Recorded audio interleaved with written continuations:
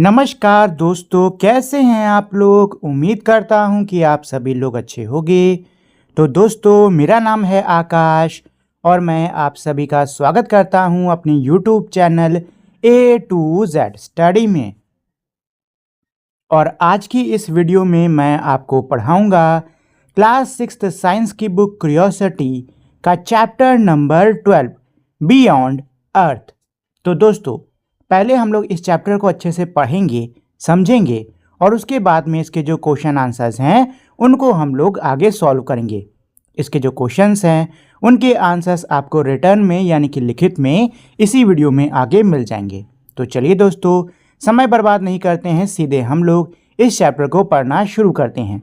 लेकिन उससे पहले अगर आप लोगों ने अभी तक इस वीडियो को लाइक, शेयर और मेरे चैनल को सब्सक्राइब नहीं किया है तो फटाफट से आप लोग इस वीडियो को लाइक, शेयर और चैनल को सब्सक्राइब कर दीजिए ताकि आपको भविष्य में भी ऐसे ही कमाल के वीडियोस मिलते रहें। Nubra is a beautiful region in Ladakh. क्या कह रहे हैं कि भाई लद्दाख में नुब्रा नाम का एक क्षेत्र है जो कि बहुत ही सुंदर है। An 11-year-old girl Yang Doll and her twin brother Dorje live in one of the villages of this region. एक 11 वर्ष की छोटी लड़की है जिसका नाम है यांग डोल। वो अपने जुड़वा भाई जिसका नाम है डोरजे उसके साथ में इस क्षेत्र के एक गांव में रहती है। They love their surroundings, the majestic mountain peaks and the glaciers, but their favorite is the night sky when the entire sky is lit up with thousands of stars. उनको अपनी सराउंडिंग यानी कि जहाँ पे वो लोग रहते हैं उसके चारों तरफ का जो क्षेत्र है वो उनको बहुत अच्छा लगता है। अब जहाँ पे लोग रह रहे हैं वहाँ पे उनकी सराउंडिंग कैसे है? मैजेस्टिक माउंटेन्स यानी कि बहुत विशालकाय पर्वत हैं, ग्लेशियर्स बर्फ से ढके हुए पहाड़ हैं। लेकिन इनका जो फेवरेट टाइम है वो कब होता है? वो नाइट टाइम होता है, वो नाइट स्काई होता है। क्यों? क्योंकि भाई नाइट के समय यानी रात के समय पूरा जो इनका आसमान होता है वो जगमग हो उठता है हजारों तारों से। मतलब इनके आसमान में क्या होता है? बहुत सारे तारे होते हैं। ये आप देख सकते हो, ये आप देख सकते हो कितने सारे तारे नजर आ रहे हैं, कितना सुंदर लग रहा है दिखने में, ये है कि नहीं दोस्तों। The weather in Nubra is almost cloudless. जो मौसम है यहाँ का वो कैसा रहता है? नेबुरा का मौसम क्लाउडलेस यानी कि बिन बादलों का रहता है। मतलब यहाँ पे मौसम साफ रहता है। विद ऑलमोस्ट नो एयर और लाइट पोल्यूशन, और यहाँ पे ना के बराबर वायु और रोशनी प्रदूषण होता है।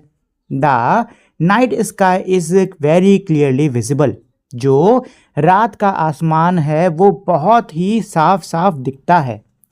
नाइट आफ्टर नाइट यानी रात के बाद रात, Yangdol and Dorje observe the stars and experience an immense sense of awe. यानी रात दर रात, रात के बाद रात, ये जो दोनों बच्चे हैं यांग डोल और डोरजे, ये तारों को ऑब्जर्व करते यानी तारों को देखते, और रोज जब भी ये तारों को दिखते तो इनके मन में बहुत ही ऑ का सेंस आता। मतलब देख के बड़े हैरान हो जाते, बड़े आश्चर्यचकित हो जाते, बड़े भौचक्के रह जाते। ग्रोइंग अप, यांग डोल and Dorje have been hearing interesting stories about stars from their elders। यानी कि बड़े होते होते यांग डोल और डोरजा जो हैं इन्होंने बहुत सारी कहानियां सुनी तारों से जुड़ी हुई अपने बड़ों से। They have heard how some particular stars in the clear skies helped the caravans passing through Nubra in finding directions in the ancient times। उन्होंने सुना कि कैसे कुछ तारों की सहायता से जो कैरावैंस यानी कि जो कारवां नुब्रा से होकर जाते थे वो प्राचीन समय में अपनी दिशा ढूंढ पाते थे। They wondered how far away and how big the stars are. ये बच्चे ये सोचते कि ये जो तारे हैं ये कितना दूर हैं और ये कितने बड़े हैं। They also enjoy trying to find some patterns among the stars that remind them of familiar objects. वो तारों में क्या ढूंढने की कोशिश करते? वो तारों में पैटर्न्स ढूंढने की कोशिश करते, डिज़ाइनों को ढूंढने की कोशिश करते जो कि उन्हें फेमिलियर यानी कि जान पहचान वाली चीज़ों की याद दिलाता। Have you ever looked at the stars in the night sky and tried to connect them with imaginary lines just like dots and lines in drawing? क्या कह रहा है कि भाई क्या कभी आपने रात में आसमान में तारों को देखा है और उनको काल्पनिक रेखाओं से जोड़ने की कोशिश करी, जैसे कि कोई डॉट या कोई लाइन आपने ड्रॉ करके अपने मन में उनको जोड़ने की कोशिश करी। अब दोस्तों इसके बाद में हमारी एक्टिविटी है 12.1, ठीक है। तो इसका फर्स्ट पॉइंट क्या कह रहा है? Figure 12.2 shows bright star in one part of the night sky. जो फिगर है 12.2 वो क्या दिखा रहा है हमको? रात का जो आसमान होता है उसमें कुछ चमकते हुए तारे उसको दिखा रहा है। 12.2 इसकी बात कर रहे हैं। यहाँ पे आप देख सकते हो, है कि नहीं दोस्तों? ये हमको तारे नजर आ रहे हैं रात के आसमान में। लुक एट इट केयरफुली, इसे ध्यान से देखो। And try to imagine a pattern formed by a group of star, और एक पैटर्न की कल्पना करने की कोशिश करो जो कि इन तारों के समूह से बन रहा हो। Draw lines to connect the stars and make the pattern. लाइनों को, रेखाओं को ड्रॉ करो, तारों को कनेक्ट करते हुए और पैटर्न बनाने की कोशिश करो। थिंक ऑफ एनी एनिमल और any object that is similar to pattern drawn by you. किसी ऐसे जानवर या चीज़ के बारे में सोचो जो कि आपने पैटर्न बनाया है वैसे दिखते हो। Write its name near your pattern, अपने पैटर्न के करीब उसका नाम लिखो। Repeat the above steps and make some more pattern. ऊपर के जो स्टेप्स हैं उनको आप रिपीट करिए और कुछ और पैटर्न्स बनाइए। Now think of an interesting story about your pattern, और अपने पैटर्न के बारे में अब कोई इंटरेस्टिंग सी स्टोरी सोचिए। Compare your pattern with the patterns drawn by your friend. आप अपने पैटर्न को आपके दोस्त ने जो पैटर्न ड्रॉ करा है उससे कंपेयर करो, मतलब उससे उसकी तुलना करो। आर द पैटर्न सेम और डिफरेंट? जो पैटर्न्स हैं क्या वो सेम हैं या फिर वो अलग अलग यानी कि डिफरेंट हैं? डू यू नोटिस दैट, एक सेकंड, यहां से नहीं है, अच्छा यहां से स्टार्टिंग से।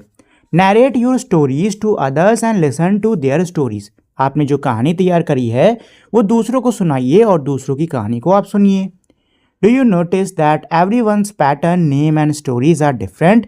Is it not fun? क्या आपने एक चीज़ नोटिस करी कि सभी ने जो पैटर्न्स बनाए हैं उनको जो नाम दिए हैं साथ ही में उनसे जुड़ी जो कहानियाँ लिखी हैं वो क्या हैं? डिफरेंट है। ठीक है दोस्तों, तो ये है हमारी इमेज।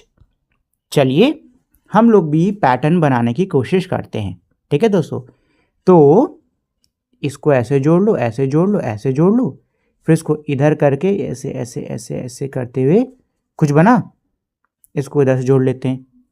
क्या ये कुछ बन रहा है? इसको इधर से ऐसे जोड़ दूँ तो ये तो चश्मा टाइप का बन गया है ना। हाँ देखो चश्मा बन रहा है। ये इधर से जुड़ गया, ये इधर से जुड़ गया, ये चश्मा बन गया। और क्या बन सकता है? और क्या बन सकता है? सोचो सोचो सोचो। आप लोग भी ऐसे बनाने की कोशिश करो जैसे मैं बना रहा हूँ बच्चे लोग। आप लोग भी ऐसे ही बनाने की कोशिश करो। इसको ऐसे जोड़ देते हैं, इसको ऐसे जोड़ देते हैं, इसको ऐसे ऐसे, और ये क्या बन गया? ये तो हेक्सागन बन गया। हेक्सागन हो गया, हेक्सागन। और क्या बन सकता है? और देखो ये स्पेसशिप बन रही है ना। ऐसे इसको जोड़ दो, ऐसे इसको जोड़ दो, ये स्पेसशिप टाइप की बन गई। ये इसका मुंह हो गया और यहाँ से पीछे जो नहीं आग आग निकलती है वैसे बन गया। चलो कुछ तो बन गया ये फिलहाल। चलिए हम लोग अपने चैप्टर पे वापस लौटते हैं। स्टार्स एंड कॉन्स्टलेशंस, यानी कि अब हम लोग तारा और तारा मंडल के बारे में पढ़ने वाले हैं। एट नाइट यानी कि रात में, when we look up at the sky we see many stars. जब हम ऊपर आसमान में देखते हैं तो हमको क्या दिखाई देते हैं? हमको दिखाई देते हैं बहुत सारे तारे। सम स्टार्स आर ब्राइट, कुछ तारे बहुत ही क्या हैं, ब्राइट हैं, मतलब बहुत तेज चमकते हैं। एंड अदर्स आर डिम, जबकि कुछ तारे बड़े ही डिम हैं, यानी बहुत ही धीरे धीरे चमकते हैं। Stars shine with their own light, तारे जो हैं वो अपनी खुद की रोशनी से चमकते हैं। Some group of stars appear to form pattern which are like shapes of familiar things, कुछ जो तारे हैं वो उनको देखने में क्या लगता है कि भाई कोई पैटर्न बन रहा है जो कि हमारी जान पहचान की चीज़ों जैसा लगता है देखने में। लॉन्ग अगो, बहुत पहले, while watching stars in the night sky was a favourite pastime of our ancestors, क्या कह रहे कि बहुत पहले रात में तारों को देखना एक बहुत ही मनपसंद पास टाइम था हमारे पूर्वजों का। जैसे कि अभी हम लोग का पास टाइम क्या होता है भाई, फ़ोन में गेम खेलते हैं, नहीं तो दोस्तों से बात करते हैं, है कि नहीं। पहले लोगों का जो पास टाइम हुआ करता था वो क्या हुआ करता था, आसमान में तारों को देखना। They identify the stars pattern with animals, उन्होंने इन स्टार पैटर्न्स को जानवरों के साथ में क्या करा, आइडेंटिफाई करा। थिंग्स और कैरेक्टर्स इन स्टोरीज, चीज़ों के साथ में और पात्रों के साथ में इन्होंने इसको आइडेंटिफाई करा जो कि कहानियों में इनको मिलते हैं। Many cultures had names for patterns based on their own story, कई जो अलग अलग कल्चर्स हैं उसमें क्या है, इन पैटर्न्स के उनके खुद के नाम हैं उनकी कहानियों के हिसाब से। These imaginary shapes help them in recognising stars in the sky, ये जो काल्पनिक शेप्स हैं यानी कि ये जो काल्पनिक आकार हैं, इनकी सहायता से वो आसमान में तारों को पहचान सके। Recognizing stars and their patterns was a useful skill for navigating in the olden days. तारों को पहचानना, उनके पैटर्न्स को पहचानना, ये एक बहुत ही कमाल की स्किल हुआ करती थी पुराने समय में। किसके लिए, सफ़र करने के लिए, ठीक है, मतलब दिशा के लिए। पहले लोग क्या करते थे, तारों को देखते थे, तारे हो गए, दिन में सूरज हो गया, इनको देखकर लोग दिशा का पता लगाया करते थे पहले के ज़माने में। Before the arrival of modern technology or even before the invention of magnetic compass, it helped people, particularly sailors and travelers, in finding directions at sea or on land. क्या कह रहा है कि भाई मॉडर्न टेक्नोलॉजी के विकास से पहले, यहाँ तक कि कंपास जो होता है जो कि हमें दिशा दिखाता है, उसके आविष्कार से पहले लोग जो है वो तारों की सहायता लिया करते थे। लोग जो है खासकर जो नाविक होते थे, जो सफ़र करने वाले लोग होते थे, ये तारों की सहायता लिया करते थे समंदर में अपनी दिशा ढूंढने के लिए या फिर ज़मीन पर अपनी दिशा ढूंढने के लिए। It is still use in emergency as a backup method, आज भी इसका इस्तेमाल एमरजेंसीज में किया जाता है बैकअप मेथड के तौर पर। मतलब जब आपका कंपास काम नहीं कर रहा, आपकी जो भी सारी टेक्नोलॉजी है वो जब काम नहीं कर रही होती है, या फिर जब कोई और ऑप्शन नहीं बचता है, तो लोग अब भी तारों का इस्तेमाल करके अपनी दिशा को ढूंढते हैं। इन अर्लियर टाइम्स, यानी कि पहले के समय में, group of star forming patterns were called constellations. क्या है कि भाई तारों का जो समूह था जो कि अलग अलग पैटर्न्स बनाता था, उसको कॉन्स्टलेशन यानी कि तारामंडल कहा जाता था। करंटली, अभी के समय में, the region of sky which include these group of stars are defined as constellation. अभी के समय में आसमान का जो कोई एक क्षेत्र है, आसमान की कोई एक जो पूरी जगह है जिसमें ये तारे भी आते हैं जो कि ये पैटर्न्स बनाते हैं, अब इनको हम कॉन्स्टलेशन कहते हैं। मतलब क्या है कि भाई पहले के टाइम में ये जो तारे समूह बनाते थे ना, पैटर्न्स बनाते थे, इसको हम लोग कॉन्स्टलेशन यानी कि तारामंडल कहते थे। लेकिन अब क्या है, अब जो पूरा एरिया है जहाँ पे ये तारे मौजूद हैं, उस पूरे को कॉन्स्टलेशन कहते हैं। However, since in constellations the patterns of the stars are often the most prominent, the term constellation is still commonly used for these group of stars. क्या कह रहे हैं कि भाई कॉन्स्टलेशन में जो पैटर्न है तारों का वो ज़्यादा प्रोमिनेंट होता है, यानी कि उसको ही हम मेनली क्या करते हैं, देखते हैं। इसीलिए अब भी ये जो टर्म है ना कॉन्स्टलेशन, ये हम तारों का जो समूह है उसके लिए ही उसका इस्तेमाल करते हैं। Since different cultures denote the constellation boundaries in different ways, and internationally agreed set of constellation boundaries were defined by the International Astronomical Union, IAU in the early 20th century. 88 constellations were officially listed, thus dividing the entire sky into 88 regions. These regions of the sky are now defined as constellation. देखिए यहाँ पे एक fact type का दिया हुआ है कि भाई अलग अलग जो कल्चर्स थे वो जो कॉन्स्टलेशन है उनकी बाउंड्रीज यानी कि उनकी सीमाओं को अलग अलग तरीक़ों से देखा करते थे। ठीक है, इसीलिए भाई क्या हुआ कि 20वीं सदी की शुरुआत में एक संस्था है जिसका नाम है international astronomical union, short form में IAU। इन्होंने क्या करा, इन्होंने इंटरनेशनली जो ये कॉन्स्टलेशन है यानी जो तारामंडल हैं इनकी बाउंड्रीज़ को डिफ़ाइन करा। मतलब ये जो बाउंड्रीज़ हैं अब उसको दुनिया भर में एक्सेप्ट किया जाता है। ठीक, और इस तरीके से 88 ऑफिशियल कॉन्स्टलेशन को नाम दिए गए। ठीक है, और इससे क्या हुआ कि भाई पूरा जो आसमान है उसको 88 डिफरेंट रीजन्स में बांट दिया गया। ठीक, और ये जो रीजन्स यानी ये जो आसमान के अलग अलग हिस्से हैं इनको हम लोग कॉन्स्टलेशन कहते हैं। ठीक है दोस्तों, चलिए अब फैक्ट खत्म, चैप्टर पर आते हैं वापस। Some constellations are shown in figure 12.3। कुछ कॉन्स्टलेशन यानी कुछ तारामंडल हमको फिगर 12.3 में देखने को मिलेंगे। The stars are joined by imaginary lines. जो तारे हैं उनको काल्पनिक रेखाओं से जोड़ा जाता है। ड्रॉन फॉर इजी आइडेंटिफिकेशन, इसको बनाया जाता है ताकि आसानी से पहचान की जा सके। The constellation Orion is often represented as a hunter. जो कॉन्स्टलेशन जो तारामंडल है जिसका नाम है ओरायन, उसको किससे रिप्रेजेंट करा जाता है? उसको अक्सर हंटर यानी कि शिकारी से रिप्रेजेंट करा जाता है। There are 3 stars in the middle, बीच में उसके 3 तारे हैं। Which represent the belt of the hunter, जो कि शिकारी के बेल्ट को रिप्रेजेंट करता है। Some people imagine that the hunter Orion followed by his dog constellation Canis Major. कुछ लोग ये कल्पना करते हैं कि जो शिकारी है ओरायन, उसके साथ में उसका कौन है? साथी कुत्ता है। उसका नाम क्या है? Constellation Canis Major is battling a bull. ये क्या है? ये किससे लड़ाई कर रहे हैं? एक बुल से, यानी कि एक बैल से लड़ाई कर रहे हैं और उसका नाम क्या है? Constellation Taurus. ठीक है, इसका नाम है constellation Taurus. Canis Major contains a star. Canis Major के अंदर एक तारा आता है जिसका नाम है सीरियस, जो कि रात में चमकने वाला सबसे ब्राइटेस्ट स्टार है। यानी कि रात को ये सबसे तेज चमकने वाला तारा है जिसको हम लोग क्या बोलते हैं? सीरियस बोलते हैं। ठीक है दोस्तों, तो ये है हमारा वो तारामंडल जिसके बारे में हम ऊपर पढ़ रहे थे। ये है ओरायन, ये है उसका कुत्ता जिसको कि कैनिस मेजर कहा जाता है, और ये है वो बुल जिससे ये लड़ाई कर रहे हैं। ठीक है, टारस। तो भाई ओरायन में देख सकते हो आप, ये 3 तारे हैं, इसको माना गया इसका बेल्ट।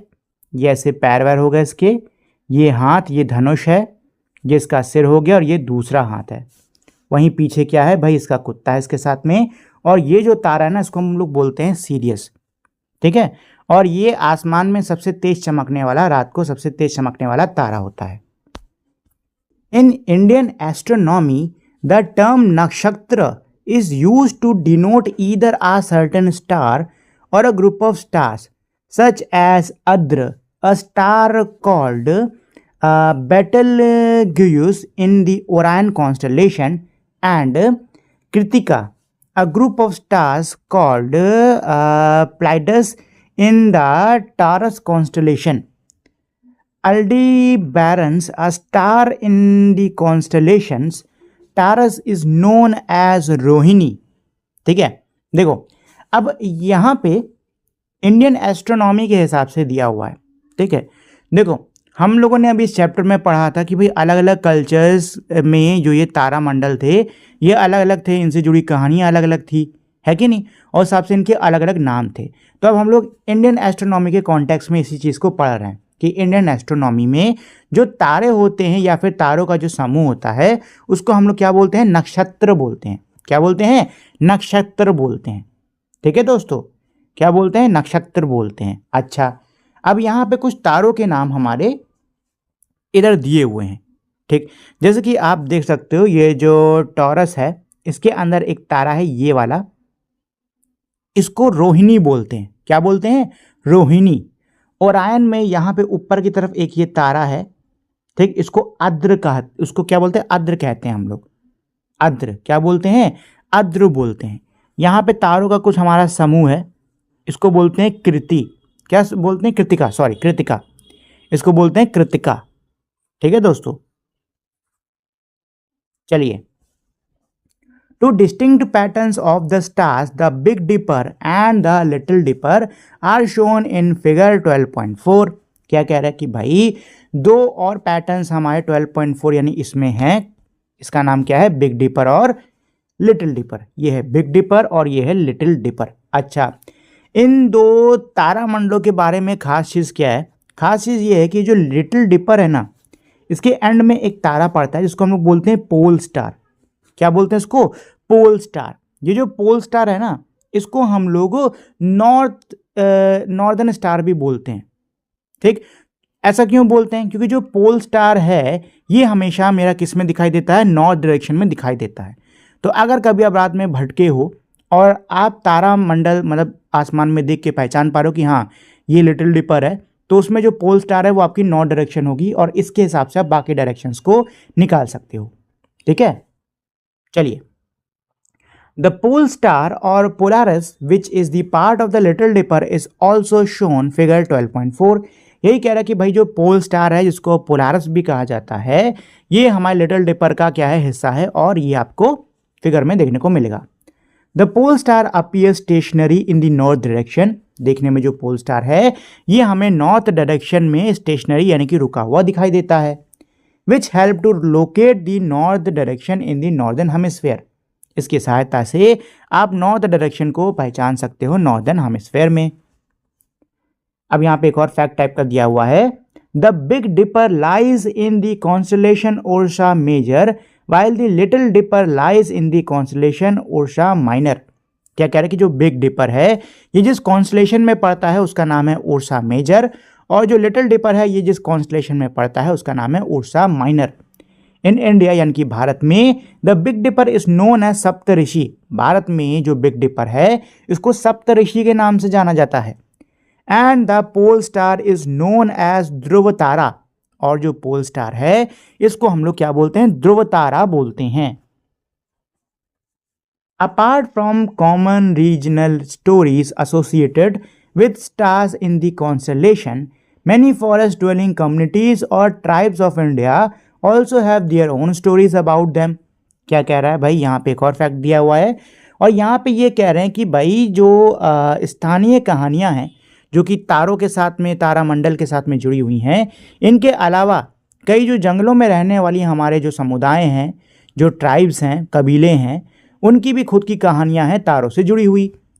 फॉर एग्जाम्पल यानी उदाहरण के लिए, the 4 stars in the Big Dipper that approximately forms a rectangle are viewed by the tribes in central India as the grandmother's cot with the 3 thieves, other 3 stars stealing it। क्या कह रहे हैं कि भाई उदाहरण के लिए जो 4 तारे आपको नजर आते हैं बिग डिपर के अंदर, जो कि तकरीबन एक रेक्टेंगल बनाते हैं, उसको सेंट्रल इंडिया के जो ट्राइब्स हैं वो कैसे देखते हैं, वो दादी की खटिया की तरीके से देखते हैं। कैसे, grandmother's cot, grandmother यानी कि दादी या फिर नानी की खटिया नहीं यानी कि चारपाई। ठीक है, इसके साथ में क्या है, 3 चोर हैं जो कि उसको क्या कर रहे हैं, चुरा रहे हैं। Fishermen along with Konkan coast imagine the 4 stars as a boat. जो मछुआरे हैं कोनकान कोस्ट, कोनकान तट के करीब रहने वाले, वो उन 4 तारों को नाव के जैसा, मतलब नाव इमेजिन करते हैं कि ये 4 तारे क्या है, नाव हैं। With the last 3 stars as the neck of the boat, जिसमें जो आखिरी के 3 तारे हैं वो क्या है, नाव की नेक यानी नाव का गला है। Night sky watching, if it is clear cloudless night a large number of stars may be visible in the sky. क्या कह रहे हैं कि भाई अगर जो रात है वो साफ है, ठीक है, बिना बादल की है, तो हो सकता है आपको बहुत सारे तारे रात में देखने को मिल जाएं। If you stay in a big city, अगर आप किसी बड़े शहर में रहते हो, you may find that the sky is rarely clear. तो शायद आप ये पाओ कि जो आसमान है वो मुश्किल से ही कभी साफ दिखता है। And only a few stars are seen in the night sky. और मात्र कुछ ही तारे रात में दिखाई देते हों। This is due to light pollution, smoke and dust. ऐसा क्यों होता है? ऐसा होता है रोशनी के प्रदूषण, धुएं और धूल के कारण। The presence of excessive artificial light at the night time is referred to as light pollution. जो अत्यधिक जो रोशनी है उसकी जो मौजूदगी है रात के समय, इसी को हम लोग लाइट पोल्यूशन कहते हैं। ठीक है, मतलब शहरों में आपको पता है भाई हर तरफ लाइट जलती रहती है, जहाँ पे उतनी लाइट की ज़रूरत होती भी नहीं वहाँ पे भी, दुकानों में जहाँ एक बल्ब की ज़रूरत है लोग 5-5 6-6 बल्ब जला देते हैं। इसकी वजह से क्या होता है, बहुत ज़्यादा लाइट पोल्यूशन होता है। ठीक, और इस लाइट पोल्यूशन की वजह से हमको तारे नहीं क्लियर नज़र आते हैं। इन विलेजेस और area where there is less light pollution a larger number of stars can be seen. गाँव में या फिर ऐसे क्षेत्र में जहाँ पे लाइट पोल्यूशन कम होता है वहाँ पर हम बहुत सारे तारे देख सकते हैं, मतलब हमें बड़ी संख्या में तारे देखने को मिल जाते हैं। ऑल्सो योर हाउस में be surrounded by tall buildings and trees. हो सकता है इसके साथ में कि भाई आपका जो घर है वो ऊंची ऊंची इमारतों और ऊंचे ऊंचे पेड़ों से घिरा हो, विच में ब्लॉक योर व्यू, जिससे कि आपका जो व्यू है वो हो सकता है ब्लॉक हो। The night sky is best viewed from open dark area.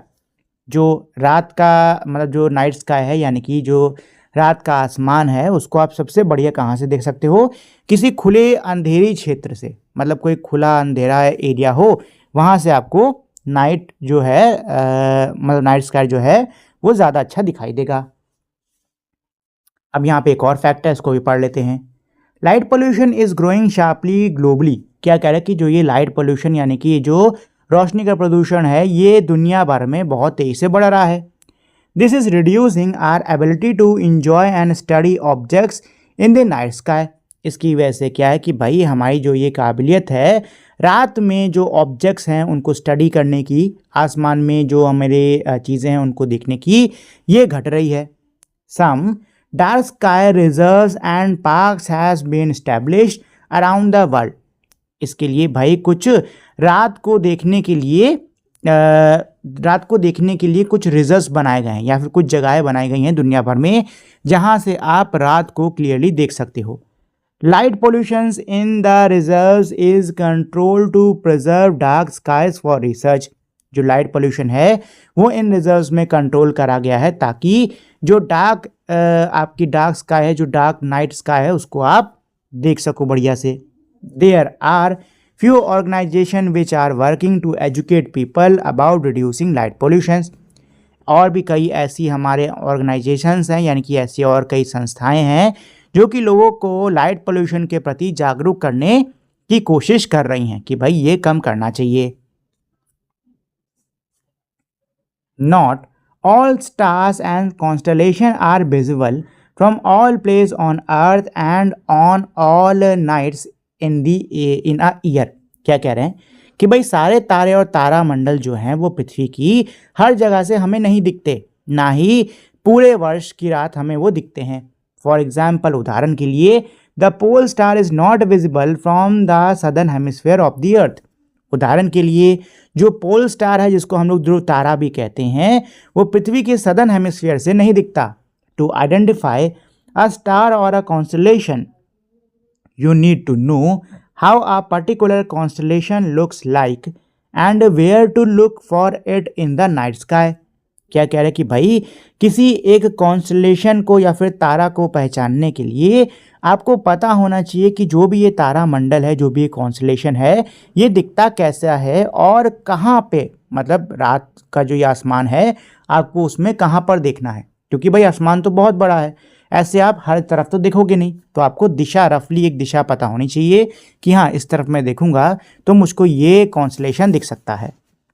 To get familiar with the patterns of the constellation you may use images such as figure 12.3 और एंड फिगर 12.4। क्या कह रहे हैं कि भाई जो पैटर्न्स है कॉन्स्टलेशन उससे फेमिलियर होने के लिए, यानी कि उससे और अच्छे से अवगत होने के लिए जो हमारी तस्वीरें हैं जो कि आपको 12.3 12.4 में दे रखी हैं उनका आप इस्तेमाल कर सकते हो। To find out when and in which portion of the sky a star or a constellation will be visible from your location, you may take the help of sky mapping app that can be downloaded on a mobile phone or other online resources. क्या कह रहे हैं कि भाई ये पता करने के लिए कि तारा जो है वो कब या फिर आसमान के किस हिस्से में नज़र आएगा, इसके लिए आप ऐप्स का यूज़ कर सकते हो जो कि आजकल आपको मोबाइल पे मिल जाएंगे।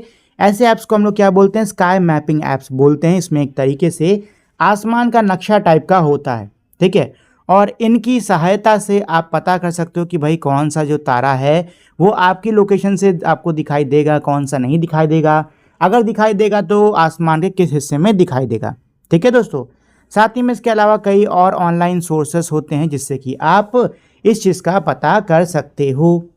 अब यहाँ पे हमारा एक फैक्ट टाइप का दिया हुआ है, चलो इसको भी पढ़ लेते हैं। Sky map is a very handy app for identification of stars. जो स्काई मैप है ये बहुत ही हैंडी यानी कि बहुत ही काम का ये एक ऐप है तारों को पहचानने के लिए। कॉन्स्टलेशन एंड प्लैनेट्स मतलब तारामंडल और ग्रहों को पहचानने के लिए अपने मोबाइल फ़ोन से। Stellarium is an another such app. Stellarium ऐसा ही एक ऐप है। The computer version of Stellarium is free. जो कंप्यूटर वर्जन है स्टेलरियम का वो फ्री है, मतलब इस पर आपको कोई भी पैसा नहीं देना पड़ता। For download and has many features. आप इसको फ्री डाउनलोड कर सकते हो और इसमें कई सारे क्या हैं, फीचर्स हैं, ठीक है दोस्तों। चलिए, preparation for night sky watching. Under the guidance of adults identify a dark open area for the night sky watching. क्या कह रहे हैं, किसी एडल्ट यानी किसी बड़े के गाइडेंस में यानी किसी बड़े की निगरानी में आपको क्या करना है, पहले तो किसी एक जगह को ढूंढ लेना है जो कि आपका क्या हो, डार्क ओपन एरिया हो। मतलब क्या हो कि भाई उस एरिया में लाइट पोल्यूशन कम हो, खुला होना चाहिए, ठीक। This should be away from light, tall building and tree. ये जो एरिया है ये रोशनी से, ऊंची इमारतों से और पेड़ों से दूर होना चाहिए। Choose the date and time based upon what you plan to identify in the night sky. क्या कह रहा है कि भाई आपको दिन, आपको तारीख और समय चुन लेना है इस हिसाब से कि आप जो रात है उसमें क्या देखना चाह रहे हो।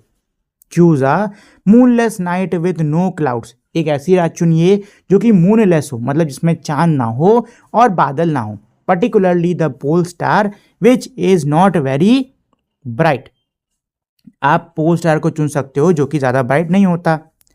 It may be useful to have access to mobile apps with the sky map. क्या कह रहा है कि भाई अगर आपके पास में मोबाइल ऐप है जिसमें स्काई मैप है तो ये ज़्यादा आपके यूज़फुल होगा। और print out image of constellation you plan to view. या फिर कोई प्रिंट आउट हो आपके पास में उस कॉन्स्टलेशन का जो कि आप देखना चाहते हो। You may also carry a magnetic compass. आप अपने साथ में मैग्नेटिक कंपास रख सकते हो डायरेक्शंस यानी दिशा को ढूंढने के लिए, और नोटबुक रख सकते हो नोट करने के लिए या फिर ड्रॉ करने के लिए, जो भी आप देखो उसको, ठीक है दोस्तों। On a particular day and time selected go to the identified place with an adult. आपने जो भी दिन और समय चुना है उस पे आपको किसी बड़े के साथ में उस जगह पर जाना है। Where the night sky watching is to be done. जहाँ पे आप जो ये है नाइट स्काई इसको देखोगे जाकर। आफ्टर रीचिंग देयर, वहाँ पहुँचने पर wait for half an hour for your eyes to get adjusted to the darkness. क्या करें, वहाँ पहुँचने पर आपको तकरीबन आधा घंटा तक इंतज़ार करना है, अपनी आंखों को एडजस्ट हो सके उसका टाइम देना है। This will help you to see the night sky better. इससे क्या है कि आप जो है नाइट स्काई को और बेहतर तरीके से देख सकते हो, ठीक है दोस्तों। You may easily identify the big dipper and the pole star in the night sky. क्या कह रहे हैं कि भाई आप जो है आसमान में बिग डिपर को और पोल स्टार को बड़ी आसानी से आइडेंटिफाई कर पाओगे। अब यहाँ पे एक और एक्टिविटी है मेरी 12.2। क्या कह रही है, look for the big dipper during the summer times in the early part of the night से अराउंड 9 PM। क्या बोल रहे हैं कि भाई बिग डिपर को गर्मी के दौरान ढूंढने की कोशिश करो, रात की शुरुआत में तकरीबन 9 बजे के आसपास। View the sky above the horizon toward the northern part of the sky and identify the Big Dipper। आपको कौन सा आसमान देखना है जो नॉर्थ साइड है, मतलब जो नॉर्थ डायरेक्शन में जो आसमान है उसको आपको ऊपर की तरफ देखना है और वहाँ पे जो बिग डिपर है उसको पहचानने की कोशिश करनी है। Once you identify the big dipper try to locate the pole star. आप एक बार जब बिग डिपर को पहचान लो तो पोल स्टार यानी कि ध्रुव तारे को ढूंढने की, उसको आइडेंटिफाई करने की कोशिश करो। Look at the two stars present at the end of the big dipper's cup and imagine a straight line passing through these toward the north.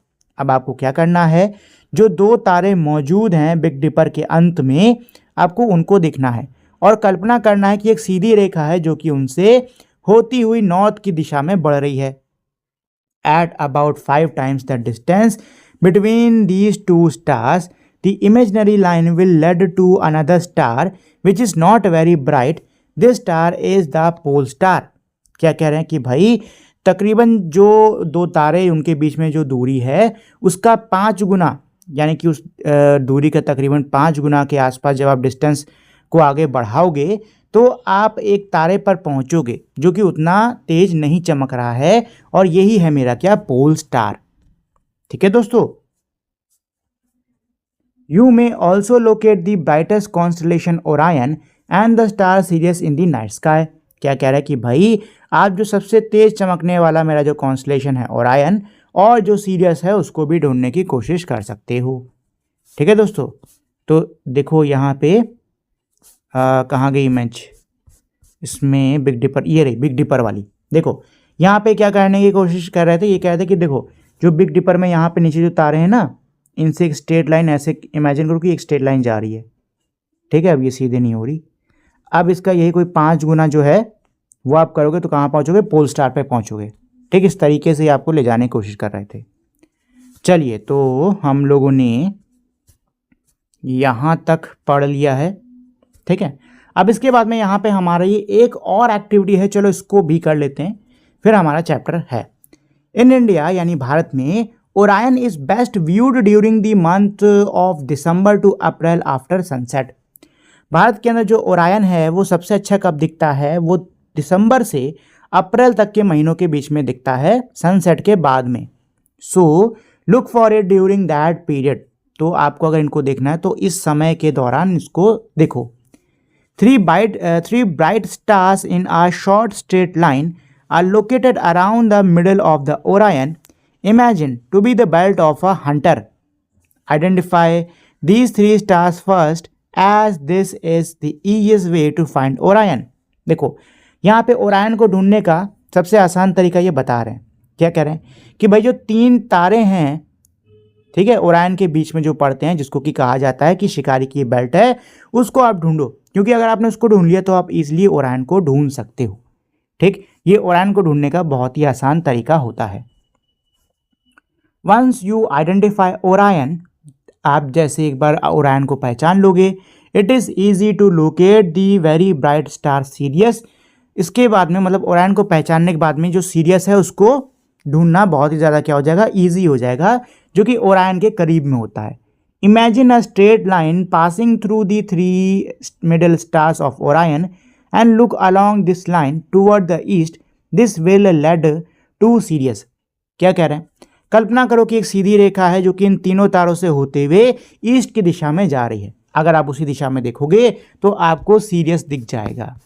ठीक है दोस्तों, तो फिर से इमेज पे चलते हैं, बता देता हूँ ये किस चीज़ की बात कर रहे हैं।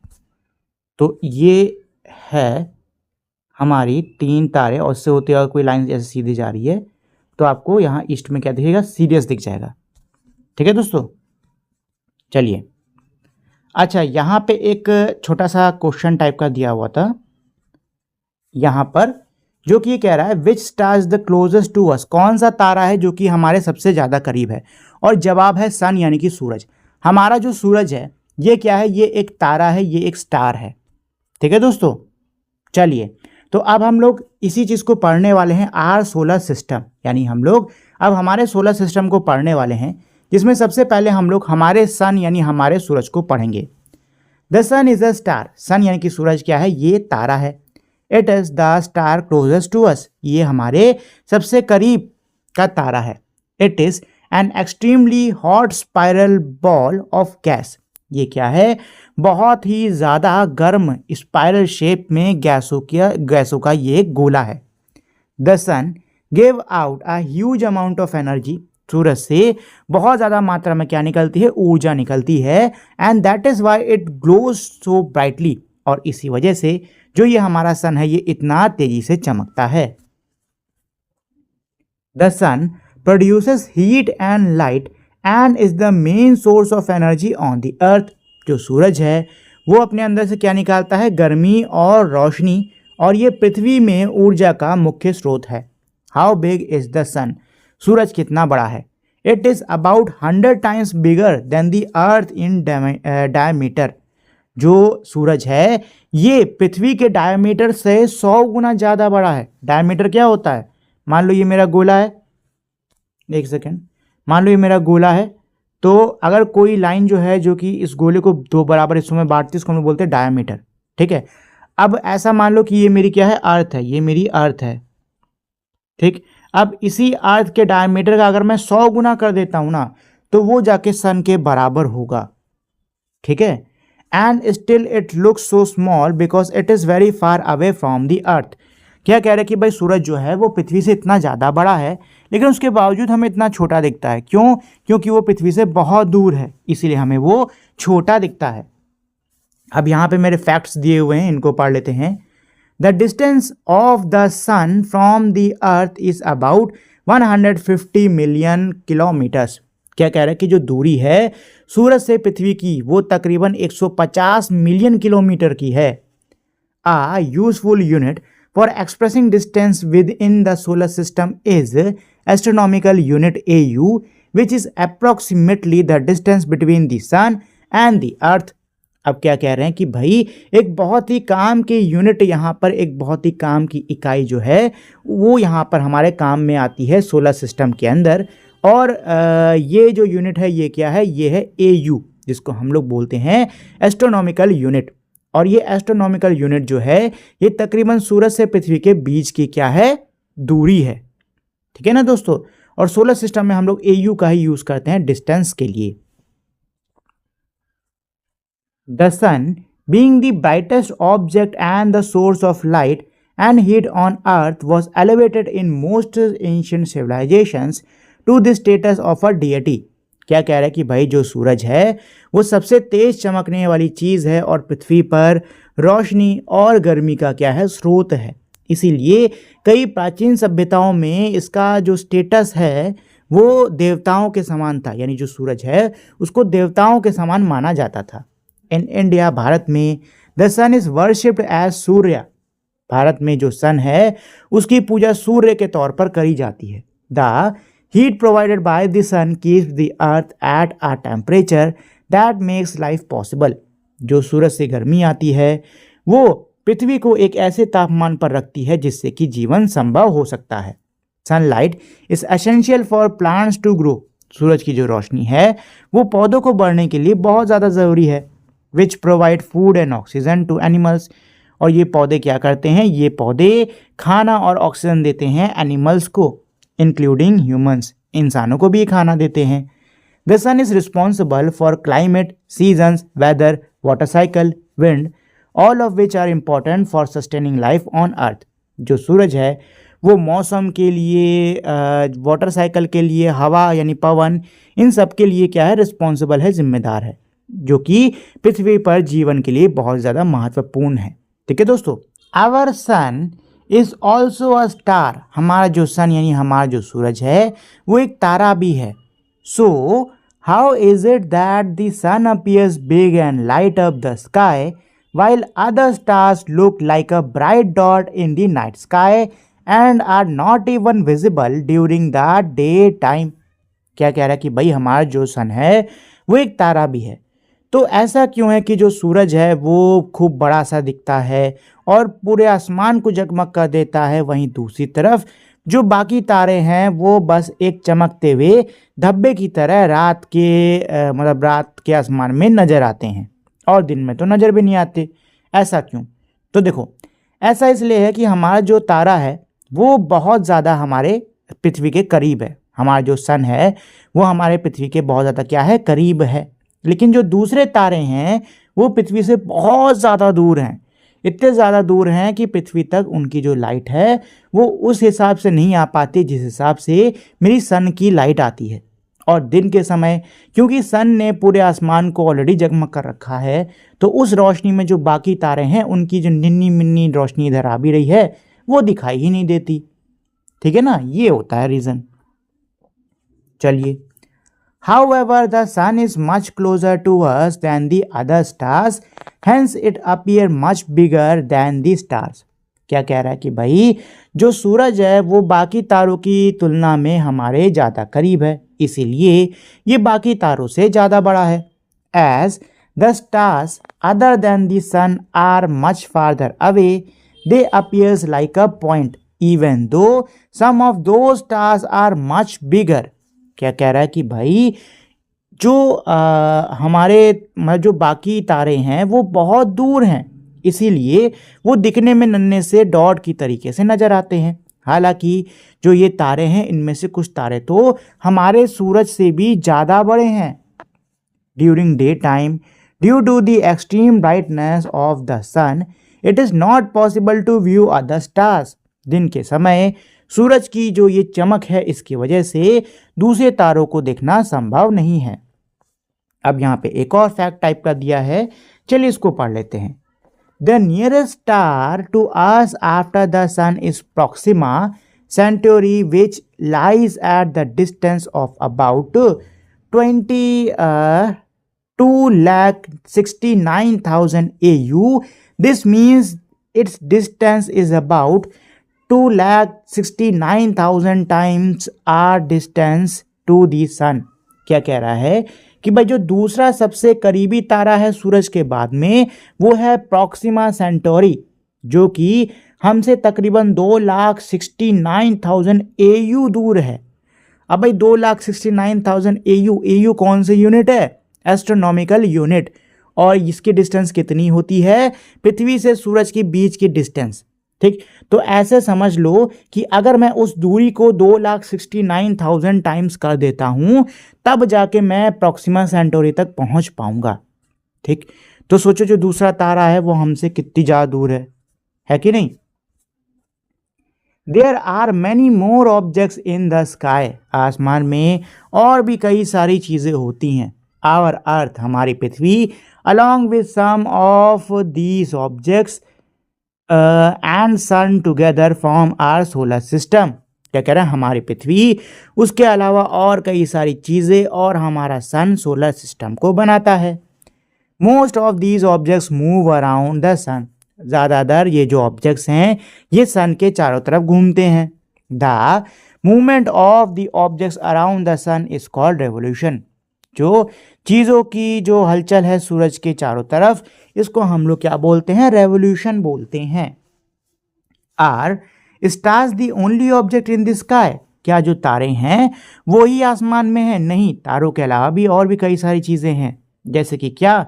जैसे कि ग्रह हो गए, एस्टेरॉइड्स, मीटियोरॉइड्स, ठीक है, और दूसरे प्लैनेट्स, बहुत सारी चीज़ें हैं हमारे आसमान में।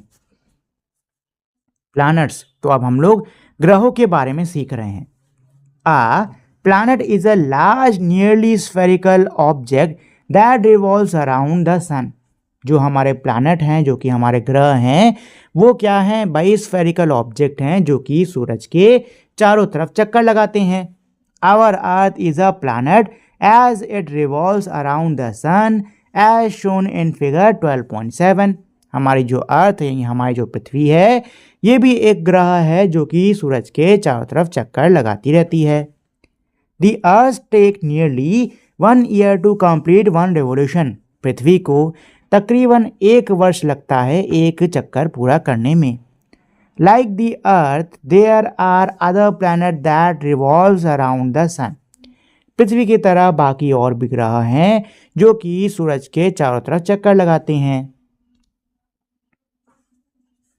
अब यहाँ पे एक और फैक्ट दिया हुआ है, while revolving around the sun, the earth is also rotating about its axis। क्या है इसका मतलब? कि भाई सूरज के चारों तरफ चक्कर लगाने के साथ साथ जो पृथ्वी है वो अपने एक्सिस पर भी घूमती रहती है। एक जो पूरा रोटेशन है उसको होने में कितना लगता है, 24 घंटा लगता है, जिसको कि हम लोग एक दिन कहते हैं। पृथ्वी की तरह जो बाकी ग्रह हैं वो भी अपने एक्सिस पर क्या करते हैं, घूमते हैं सूरज के चक्कर लगाने के साथ साथ। इसके बारे में हम लोग अपने अगले ग्रेड यानी अगली क्लास में और पढ़ेंगे। ठीक है दोस्तों, तो यहाँ पे एक बहुत ही प्यारी सी इमेज दी हुई है किसकी, हमारे सोलर सिस्टम की। बीच में है मेरा सन, सन के बाद जो पहला ग्रह पड़ता है उसका नाम है मर्क्यूरी, फिर दूसरे ग्रह का नाम है वीनस, थर्ड का नाम है अर्थ, और यहीं पे हम लोग रहते हैं दोस्तों। फिर है मार्स, मार्स के बाद में यह पत्थरों की एक बेल्ट टाइप की देख रहे हो, इसको बोलते हैं एस्टेरॉयड बेल्ट। क्या बोलते हैं, एस्टेरॉयड बेल्ट। उसके बाद में आता है जुपिटर, जो कि हमारे सोलर सिस्टम का सबसे बड़ा ग्रह है।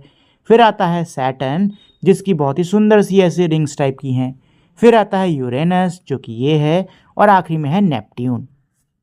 क्या है दोस्तों, नेपट्यून। ठीक है, अच्छा, ये जो एस्टेरॉयड बेल्ट है ना, ये हमारे सोलर सिस्टम को एक तरीके से दो हिस्सों में बांटती है। ठीक, एस्टेरॉयड बेल्ट के अंदर के जो ग्रह हैं इनको हम लोग इनर प्लैनेट्स बोलते हैं, और बाहर के जो ग्रह हैं इनको हम लोग आउटर प्लैनेट्स बोलते हैं। ठीक है दोस्तों, चलो, the 8 planets in order of their increasing distance. यहाँ पे जो मेरे 8 ग्रह हैं उनके नाम दिए हुए हैं, और ये किस क्रम में है, बढ़ती हुई दूरी के हिसाब से, यानी कि सबसे पहले नाम होगा सबसे करीबी ग्रह का, जो कि है mercury, Venus, Earth, Mars, Jupiter, Saturn, Uranus and Neptune. The inner 4 planets nearest to the Sun, Mercury, Venus, Earth and Mars are the smaller in size. क्या कह रहे हैं कि भाई जो 4 अंदरूनी ग्रह हैं जो कि सूरज से सबसे करीब पड़ते हैं, जिनका नाम है मर्क्यूरी, वीनस, अर्थ और मार्स, ये साइज में सबसे ज़्यादा क्या हैं, छोटे हैं। They have solid surface with rock on them. इनमें क्या है भाई, इनकी जो सतह है वो सॉलिड है, यानी कि ठोस है, और उसमें क्या पत्थर है, मतलब वो पत्थर के बने हैं। फ्रॉम एंशियंट टाइम्स, यानी प्राचीन समय से, various names has been use across India for planets visible to the naked eye. हम जो जिन ग्रहों को देख पाते हैं उनके लिए भारत में कई सारे नाम इस्तेमाल किए जाते हैं। उदाहरण के लिए मर्क्यूरी को भारत में बुध कहा जाता था, वीनस को शुक्र, अर्थ को पृथ्वी, मार्स को मंगल, और जुपिटर को बृहस्पति या फिर गुरु, और सैटर्न को शनि। ठीक है दोस्तों, ये ये इंडिया में ग्रहों के नाम्स हैं। ठीक है, चलिए, Venus is usually seen shining brightly at the dawn and the dusk. जो वीनस है वो हमारा देखा जा सकता है कब, डॉन और डस्क के टाइम में, and is commonly called the morning star or the evening star, और इसीलिए इसको मॉर्निंग स्टार और इवनिंग स्टार भी कहा जाता है। Even though it is not a star, वैसे ये क्या है, तारा नहीं है, बट तब भी इसको मॉर्निंग और इवनिंग स्टार कहते हैं। Mars is called the red planet because it appears red. जो मार्स है इसको रेड प्लैनेट यानी लाल ग्रह कहा जाता है, क्योंकि ये दिखने में कैसा है, लाल है। This is because the soil on the Mars is reddish in colour. ऐसा इसलिए है क्योंकि जो मिट्टी है मार्स की वो कैसी है, लाल है रंग में। A large portion of our surface is covered with water and thus it appears blue from the space. पृथ्वी की सतह का जो बहुत बड़ा हिस्सा है वो पानी से घिरा हुआ है, इसीलिए ये स्पेस से दिखने पे नीले रंग की दिखती है। ड्यू टू दिस, इसकी वजह से the earth is also called the blue planet. जो पृथ्वी है इसको नीला ग्रह या फिर ब्लू प्लैनेट भी कहा जाता है। The 4 outer most planet Jupiter, Saturn and Uranus and Neptune are much larger compare to earth. जो बाहर के 4 ग्रह हैं जुपिटर, सैटर्न, यूरेनस और नेपट्यून, ये पृथ्वी की तुलना में काफ़ी ज़्यादा क्या हैं, बड़े हैं। And are mostly made of gases, और ये ज़्यादातर किसके बने हैं, गैसों के बने हैं। These giant gaseous planets have large flat ring-like structure around them, which are made of dust particles and rocky materials. ये जो विशालकाय गैसों के ग्रह हैं, इनके बाहर क्या है, रिंग जैसा स्ट्रक्चर है जो कि किसका, मिट्टी के पार्टिकल्स और पत्थरों का बना हुआ है। Planets get the most of their energy from the sun. जो ग्रह हैं उनको उनकी ज़्यादातर ऊर्जा कहाँ से मिलती है, सूरज से मिलती है। So the further they are the colder they are in general. इसीलिए जो ग्रह क्या हैं, ज़्यादा दूर हैं, वो उतने ज़्यादा क्या हैं, ठंडे हैं। The presence of N atmosphere on a planet can trap heat which can significantly change the temperature of the planet.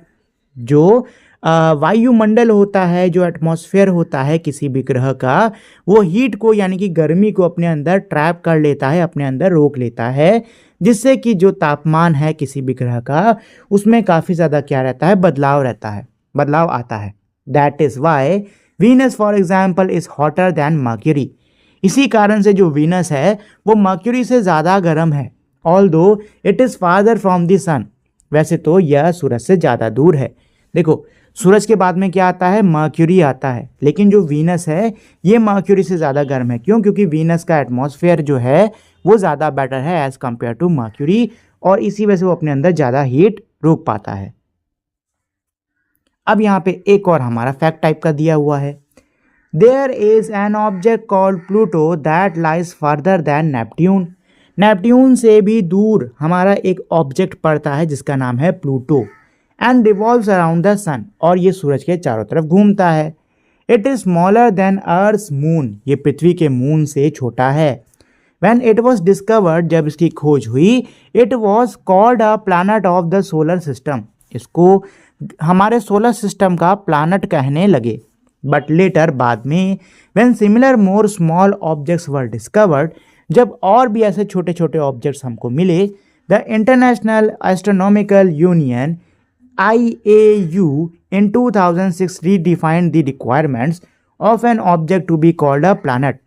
लेकिन जब 2006 में जो इंटरनेशनल एस्ट्रोनॉमिकल यूनिट है इसकी बैठक हुई, तो इन्होंने जो ग्रह होने की रिक्वायरमेंट है उसको दोबारा से रिडिफाइन कर दिया, जिसकी वजह से जो प्लूटो है अब वो ग्रह नहीं कहा जाता। एज पर दिस डेफिनेशन, इस परिभाषा के हिसाब से, these smaller objects including Pluto are now called dwarf planets। इस परिभाषा के हिसाब से ये जो मेरी चीज़ें हैं प्लूटो की जैसी, अब इनको ड्वार्फ प्लैनेट्स कहने लगे प्लैनेट्स की बजाय। अमंग, एक सेकेंड, ठीक है, among the planets it is easiest to identify Venus which is very bright. क्या कह रहा है, ग्रहों के बीच में वीनस को पहचानना बहुत आसान है क्योंकि ये बहुत ज़्यादा क्या है, ब्राइट है। After the sun and the moon, Venus is the brightest object in the sky.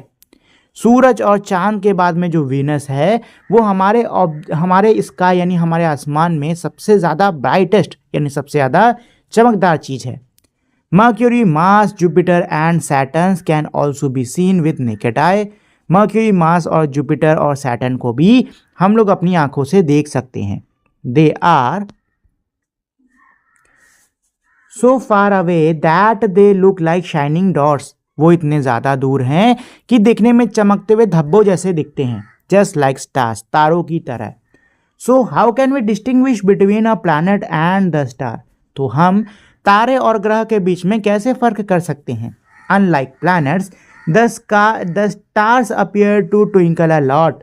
ग्रहों से अलग जो तारे हैं वो देखने में बहुत ज़्यादा क्या है, टिमटिमाते हुए नजर आते हैं।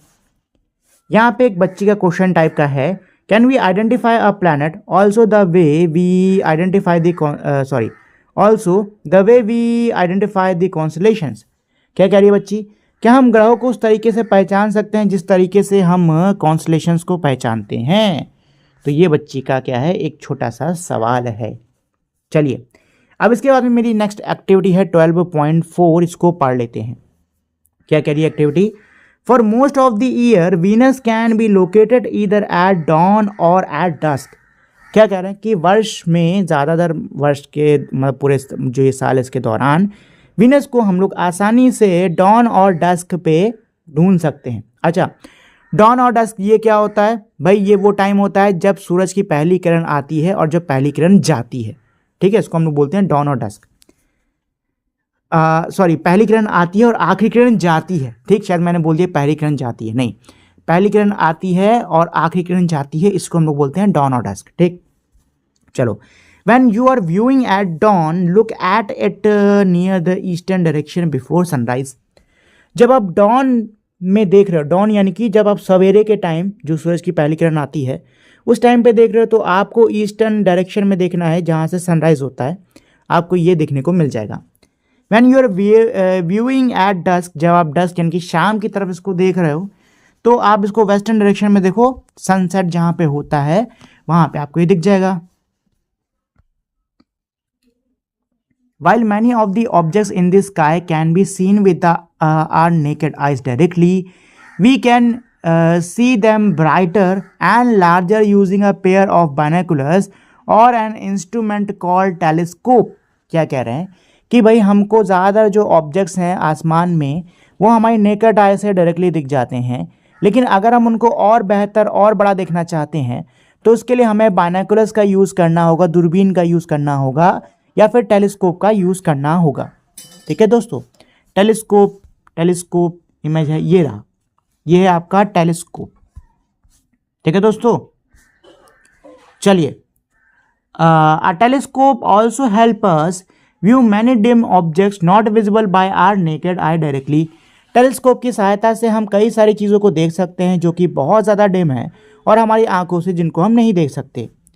You may get an opportunity to view the sky through a telescope whenever a night sky watching event is organized in your region।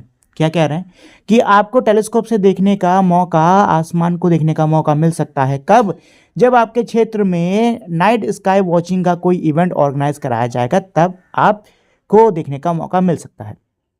तो अगर कोई ऐसा इवेंट हो रहा है तो उसमें आप जाइए, पार्टिसिपेट करिए और जो नाइट स्काई है उसको टेलीस्कोप की मदद से देखिए, ठीक है दोस्तों।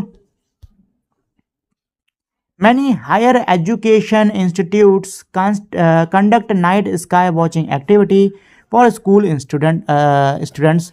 कई जो हायर एजुकेशन इंस्टीट्यूट होते हैं वो ऐसी नाइट वॉचिंग एक्टिविटी को करते हैं स्कूल के बच्चों के लिए। There are many amateur astronomical clubs all over the country which organizes sky watching event periodically. क्या कह रहे हैं, कई सारे हमारे एस्ट्रोनॉमिकल क्लब्स हैं, एस्ट्रोनॉमी क्लब्स हैं दुनिया भर में जो कि ऐसी जो नाइट स्काई वॉचिंग एक्टिविटी है उसको समय समय पर कराते रहते हैं। Museums and planetariums also organise similar events. जो म्यूजियम्स होते हैं और जो प्लानिटेरियम्स होते हैं ये भी ऐसे इवेंट्स को कराते रहते हैं। We know that planet moves around the sun, any other are there any other object that move around planets. क्या कह रहे हैं, ये बच्ची क्या कह रही है, हमको पता है जो ग्रह हैं वो सूरज के चारों तरफ चक्कर लगाते हैं, क्या कोई ऐसी भी चीज़ें हैं जो ग्रहों के चक्कर लगाती हैं? तो भाई बिल्कुल हैं। कौन सी हैं? जिनको हम लोग बोलते हैं सैटेलाइट्स, नेचुरल सैटेलाइट्स। इसका हिंदी में मतलब होता है प्राकृतिक उपग्रह।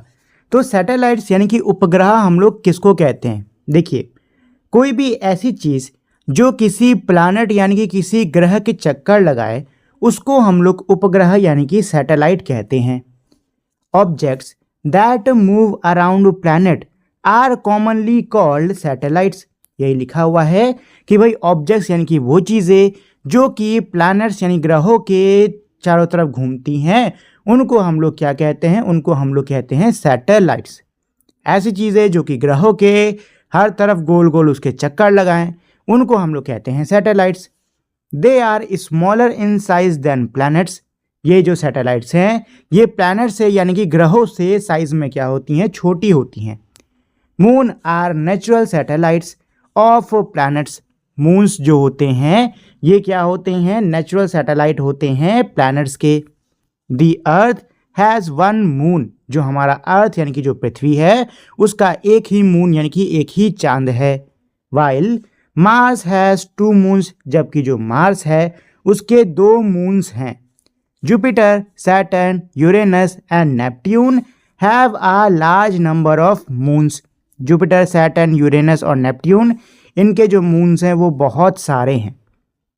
तो पहले हम लोग द मून यानी हमारा जो चांद है उसके बारे में पढ़ने वाले हैं।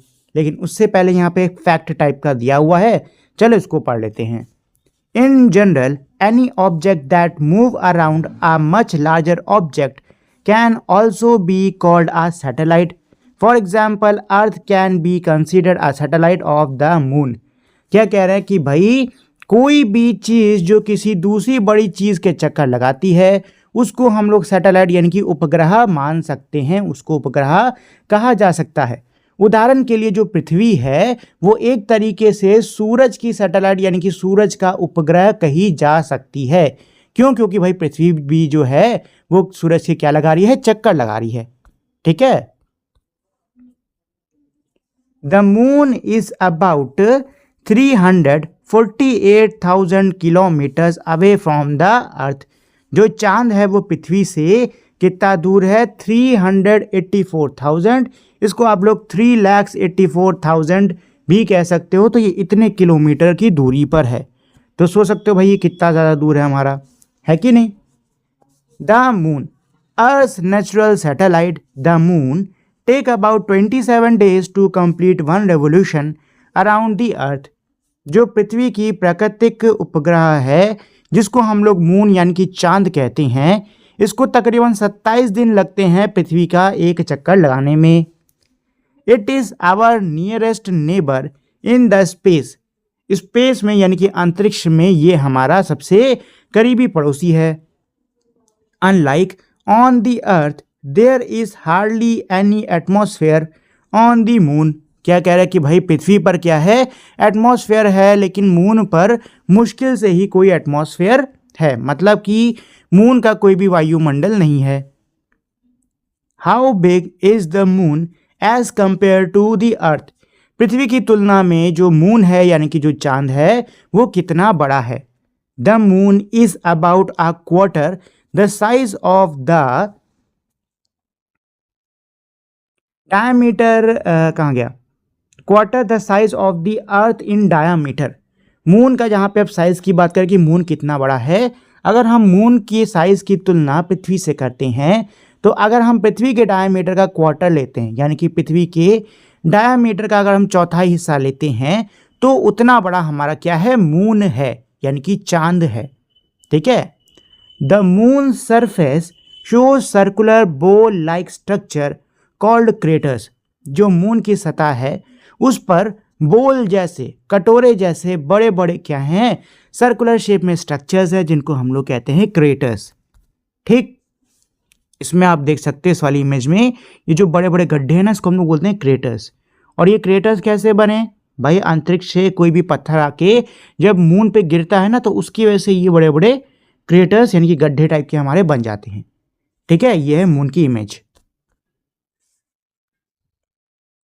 Most of these craters have been formed due to the impact of asteroids or rock from the space hitting the moon surface।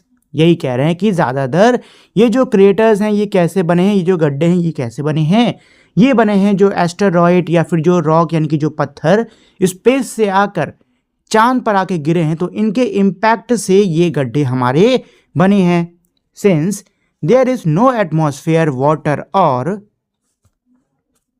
life on the moon, these features stay on the moon surface for a very long time। क्या कह रहा है कि भाई moon पे कोई भी क्या वायुमंडल नहीं है, कोई भी जीवन नहीं है, हवा नहीं है, पानी नहीं है, तो इस वजह से ये जो फीचर्स हैं यानी कि ये जो गड्ढे हैं ये काफ़ी लंबे समय तक वैसे के वैसे ही रहते हैं। मतलब चांद की सतह में ज़्यादा बदलाव नहीं आता है। क्यों? क्योंकि वहाँ पे वायुमंडल नहीं है, ना ही हवा है, पानी है, कुछ भी नहीं है कि नहीं भाई।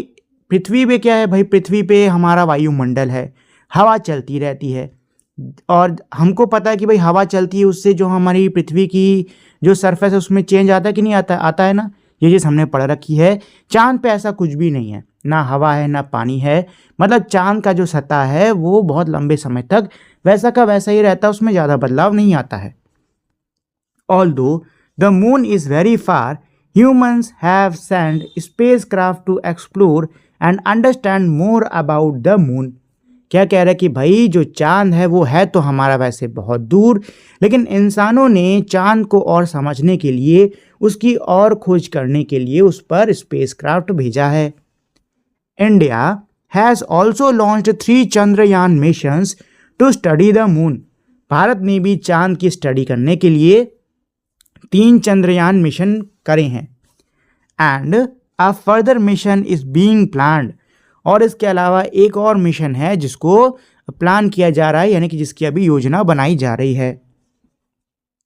अब यहाँ पे एक और फैक्ट टाइप का हमारा दिया हुआ है, to improve our understanding of the moon, यानी कि चांद के प्रति हमारी जो समझ है उसको और बेहतर करने के लिए India's first mission to the moon Chandrayaan 1 was launched in 2008। Bharat का पहला जो मून पर मिशन था जिसका नाम था चंद्रयान 1, उसको 2008 में लॉन्च करा गया। And the second mission Chandrayaan 2 इन 2019, और 2019 में चंद्रयान 2 को लॉन्च करा गया। The third mission Chandrayaan 3 was launched in July 2023, और जो तीसरा मिशन है चंद्रयान 3 उसको जुलाई 2023 में लॉन्च करा गया। And it's Vikram lander carrying the Pragyan rover successfully soft landed on the moon on August 23, 2023। और इसमें क्या था भाई, एक विक्रम लैंडर था जिसमें प्रज्ञान रोवर था, और इन्होंने सक्सेसफुली मून पर 23 अगस्त 2023 में लैंडिंग करी। विथ दिस मिशन, इस मिशन के साथ India become the first country in the world to achieve a landing near the little explored moon's south pole. Bharat देश दुनिया का पहला देश बना जिसने कि मून का जो साउथ पोल है, जिसकी बहुत कम एक्सप्लोरेशन की गई है, यानी जिसकी बहुत कम खोज करी गई है, वहाँ पर लैंड करा। मतलब इंडिया जो है इस मिशन के साथ में दुनिया का पहला वो देश बना जिसने मून के साउथ पोल, जिसकी बहुत कम खोज करी है, वहाँ पर लैंड करा। To mark this success the government of India declared August 23 to be celebrated as national space day in India. इस सक्सेस को, इस बड़ी जीत को मार्क करने के लिए कि भाई ये सक्सेस हमें हमेशा याद रहे, भारत सरकार ने घोषित करा कि 23 अगस्त को अब से क्या मनाया जाएगा, नेशनल स्पेस डे मनाया जाएगा। अब फोर्थ मिशन यानी कि चौथा मिशन जिसका नाम है चंद्रयान 4 इज बीइंग प्लान्ड, इसकी अभी योजना बनाई जा रही है। Which aims to bring back soil and rock sample from the moons, जिसका लक्ष्य क्या है कि भाई चांद से मिट्टी और पत्थर के जो सैंपल हैं उनको लेकर आया जा सके। Asteroids, the sun and the planets are nearly spherical in shape. हमारा जो सन है और हमारे जो प्लैनेट्स है वो कैसे हैं, स्फेरिकल हैं शेप में।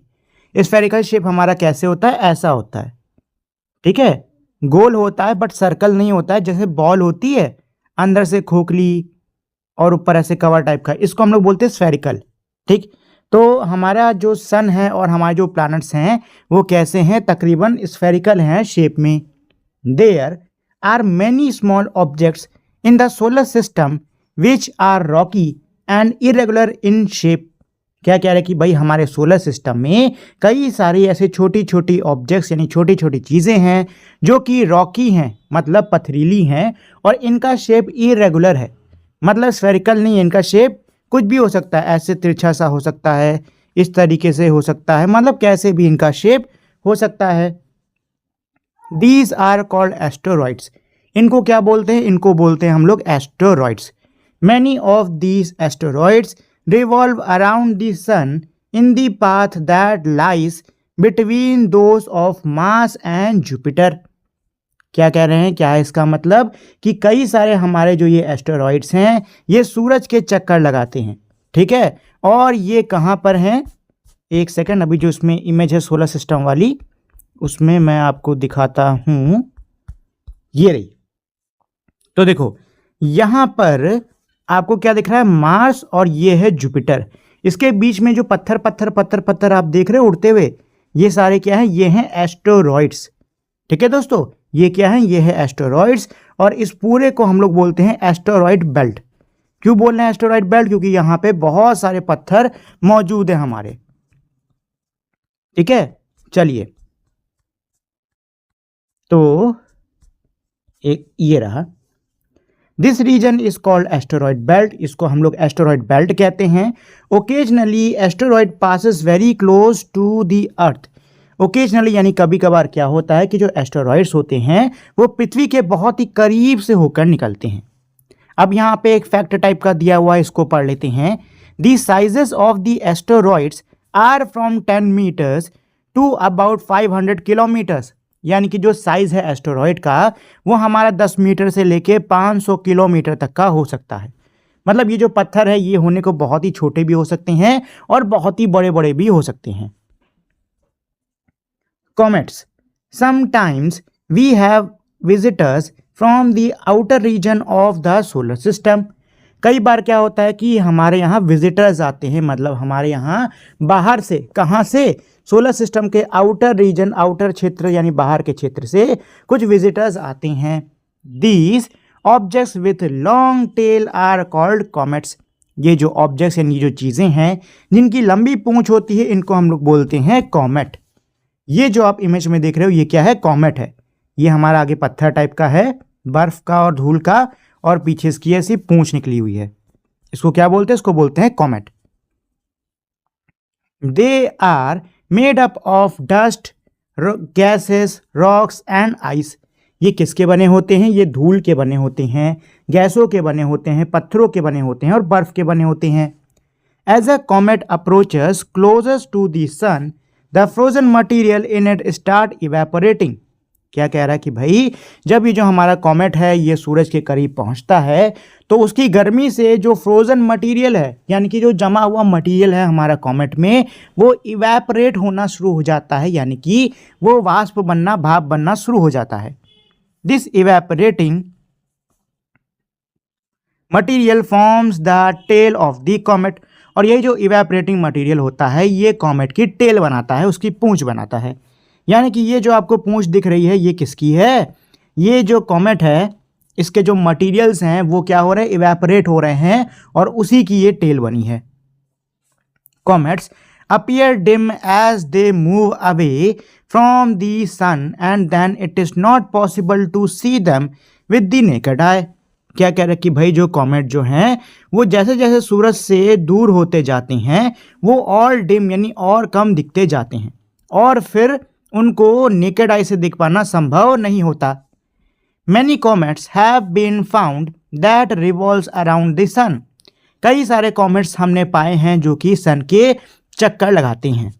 These comets approach close to the sun periodically, ये जो कॉमेट्स हैं ये पीरियडिकली यानी समय समय पे सूरज के बहुत ज़्यादा करीब भी आ जाते हैं। However there are a few comets that escapes and move out of the solar system, लेकिन ऐसे भी कुछ कॉमेट्स होते हैं जो कि अपने रास्ते से अलग निकल जाते हैं और सोलर सिस्टम से बाहर चले जाते हैं। few other comets get broken up or fall into sun or other planets when they approach them, और कुछ और जो कॉमेट्स होते हैं वो टूट जाते हैं या फिर सूरज के अंदर चले जाते हैं या फिर दूसरे ग्रहों में जाके गिर जाते हैं।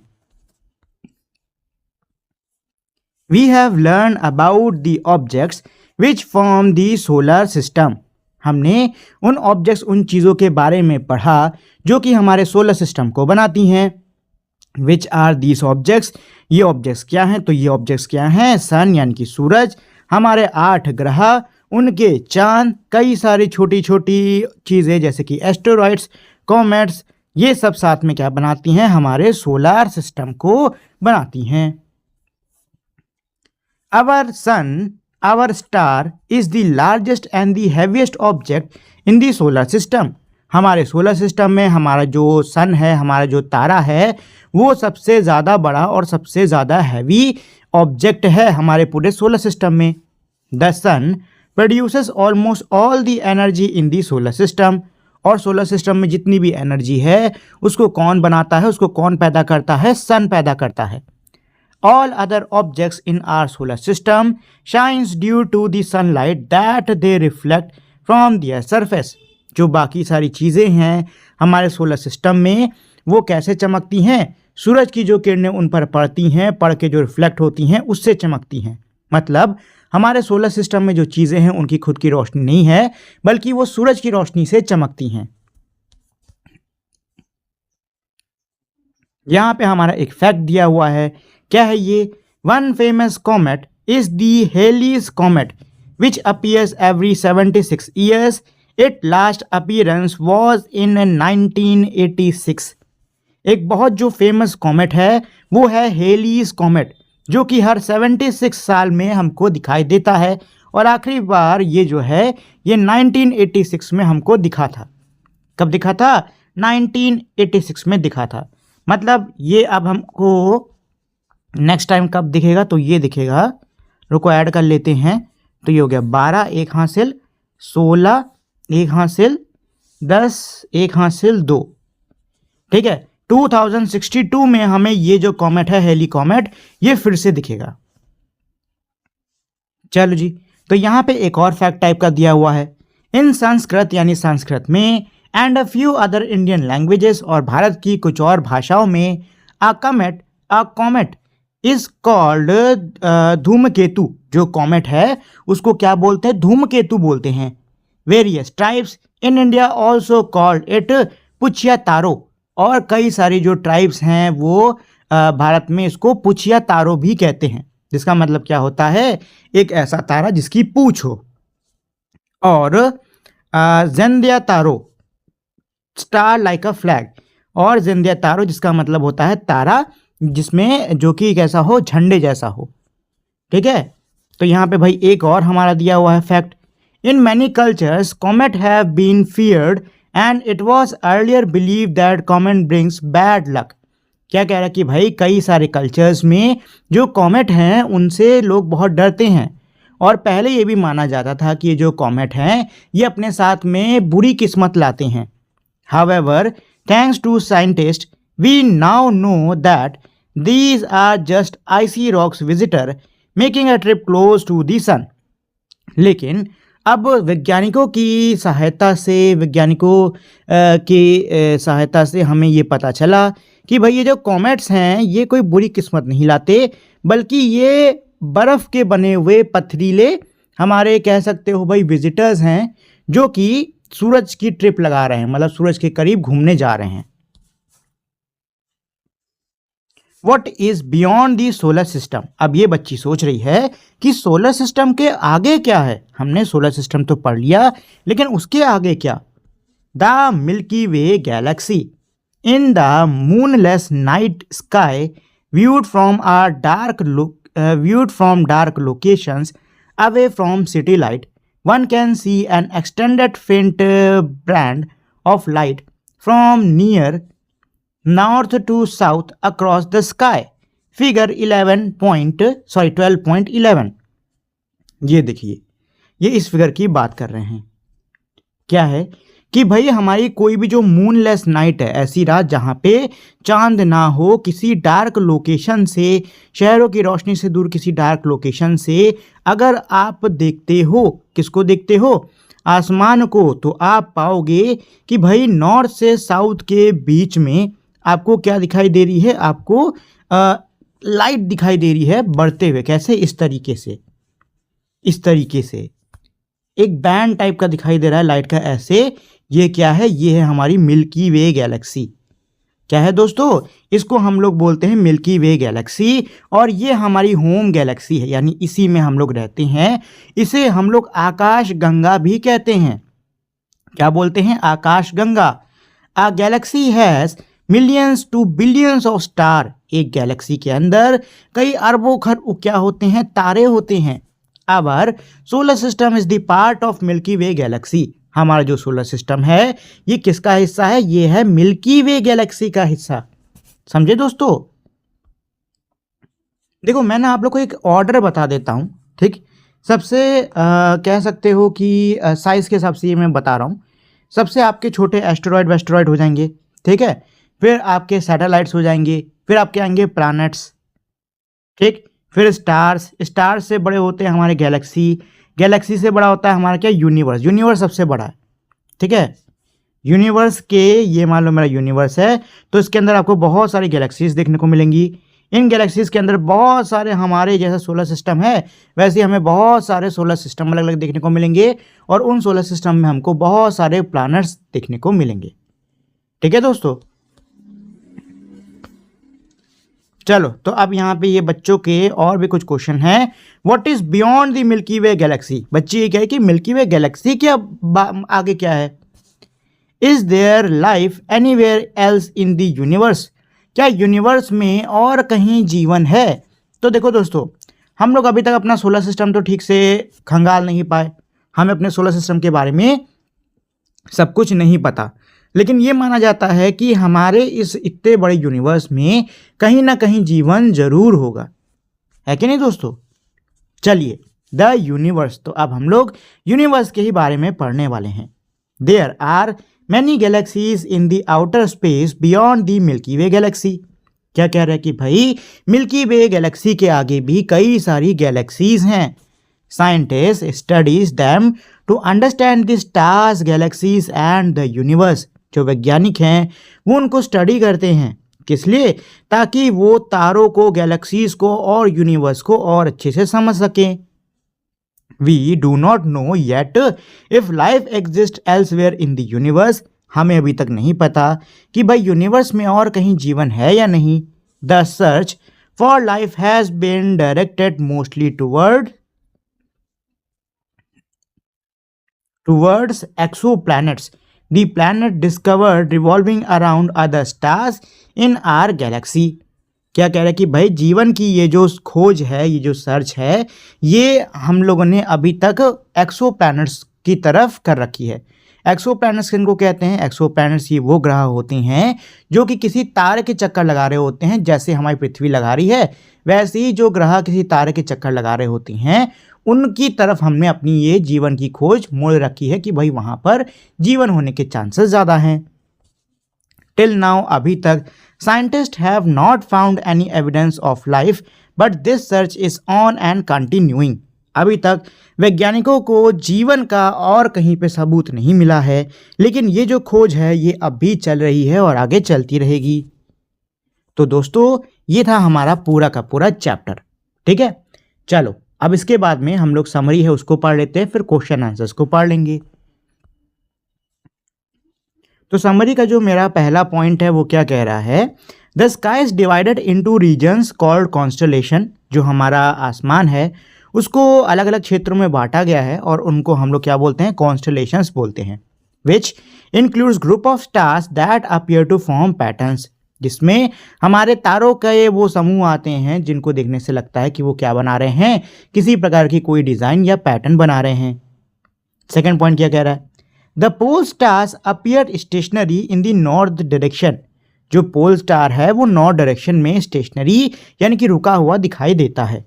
Which help in locating the north direction in the northern hemisphere, जिससे कि अगर आप नॉर्दर्न हेमिस्फीयर में हो तो आप नॉर्थ डायरेक्शन का पता कर सकते हो।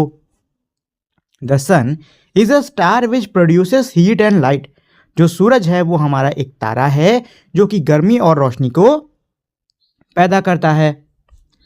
अ planet is a large nearly spherical object that revolves around the sun. जो प्लैनेट्स हैं यानी कि जो ग्रह हैं, ये हमारे बहुत बड़े और तकरीबन स्फेरिकल शेप के ऑब्जेक्ट्स होते हैं जो कि सूरज के चारों तरफ चक्कर लगाते हैं। The 8 planets in order of their increasing distance from the sun. 8 ग्रह उनकी बढ़ती हुई दूरी के हिसाब से सूरज से, तो ये हमारे 8 ग्रहों के नाम दिए हैं जो कि है Mercury, Venus, Earth, Mars, Jupiter, Saturn, Uranus और Neptune. Earth revolves around the sun in nearly 1 year. जो पृथ्वी है वो सूरज का एक चक्कर तकरीबन 1 वर्ष में पूरा करती है। Objects that move around planets are commonly called satellites. वो ऑब्जेक्ट्स यानी कि वो चीज़ें जो कि ग्रहों के चक्कर लगाती हैं उनको हम लोग सैटेलाइट्स कहते हैं। The moon is the earth natural satellite. जो मून है वो पृथ्वी की नेचुरल सैटेलाइट है। The moon revolves around the earth in nearly 27 days. जो चांद है वो पृथ्वी का चक्कर तकरीबन 27 दिन में लगाता है। The sun 8 planets dear moons and many smaller objects including asteroids and comets together form the solar system। जो सूरज हैं, 8 ग्रह हैं, उनके चांद और भी कई सारी छोटी छोटी चीज़ें जिसमें कि हमारे एस्टेरॉयड, कॉमेट्स, मेटेओराइट्स ये सारे आते हैं, ये सभी क्या बनाते हैं, हमारे सोलर सिस्टम को बनाते हैं। Our solar system is the part of Milky Way galaxy. हमारा जो सोलर सिस्टम है वो मिल्की वे गैलेक्सी का क्या है, हिस्सा है। ठीक है दोस्तों, चलिए तो अब हम लोग इसके क्वेश्चन आंसर्स को करते हैं। तो सबसे पहले इसका क्वेश्चन नंबर 1 क्या कह रहा है, मैच दी कॉलम्स, मतलब आपको कॉलम्स को मिलाना होगा। तो पहला क्या है, सैटेलाइट ऑफ अर्थ, पृथ्वी की सैटेलाइट यानी पृथ्वी के उपग्रह का क्या नाम है, तो वो है मून। ठीक है दोस्तों, रेड प्लैनेट, लाल ग्रह किसको कहते हैं, ये कहते हैं मार्स को। और क्यों कहते हैं, क्योंकि वहां की मिट्टी लाल है। कैसी है, लाल है। कॉन्स्टलेशन यानी तारा मंडल, तो इसमें आएगा ओरायन। ठीक है। Planet which is commonly called an evening star, evening star और मॉर्निंग स्टार किस ग्रह को कहते हैं, ये हम लोग कहते हैं वीनस को। किसको बोलते हैं, वीनस को। ठीक है दोस्तों, ये है इसका सॉल्यूशन, यहां पे लिखा भी हुआ है। ठीक है, चलो नेक्स्ट है मेरा क्वेश्चन नंबर 2। क्या कह रहा है, सॉल्व दी फॉलोइंग रिडल। ये जो रिडल है, ये जो पहेली है, आपको इसको सॉल्व करना है। तो ये पहेली क्या कह रही है, my first alphabet is in man but not in can. क्या है कि भाई मेरा जो पहला अल्फाबेट है वो मैन में तो है बट कैन में नहीं है। किस में है, मैन में तो है बट कैन में नहीं है। ठीक है, तो पहला अल्फाबेट क्या हो सकता है, देखो इसके लिए अब हमें क्या करना है, सबसे पहले तो दोनों ही वर्ड्स के अंदर जो कॉमन लेटर हैं उनको हटा देते हैं। क्यों, क्योंकि ये कह रहा है ना मैन में है बट कैन में नहीं, मतलब कैन के अंदर जो लेटर्स हैं वो उसके पहला अल्फाबेट नहीं हो सकते। ठीक है, चलो हटा देते हैं। तो एन एन मिल रहा है, ये हट जाएगा। ए मिल रहा है, ये हट जाएगा। बचा क्या, एम, मतलब कि पहला अल्फाबेट हुआ एम। ठीक है दोस्तों, my second alphabet is in S and also in fan. क्या कह रहे हैं, मेरा जो सेकेंड अल्फाबेट है वो एस में भी है और फैन में भी है। क्या बोल रहे हैं कि मेरा जो दूसरा अल्फाबेट है वो एस में भी है और फैन में भी है। मतलब मुझे अब एस और फैन दोनों में से एक ऐसे लेटर को चुनना है जो कि दोनों में ही आए। तो सबसे पहले क्या है, ए है, और इसमें भी ए आ रहा है, दोनों में ए आ रहा है। सी आ रहा है, दोनों में नहीं। ई आ रहा है, नहीं। तो दोनों में कौन सा लेटर आ रहा है, दोनों में आ रहा है ए। तो नेक्स्ट लेटर हो गया इसका ए। ठीक है दोस्तों, my third alphabet is in rat and not in cat.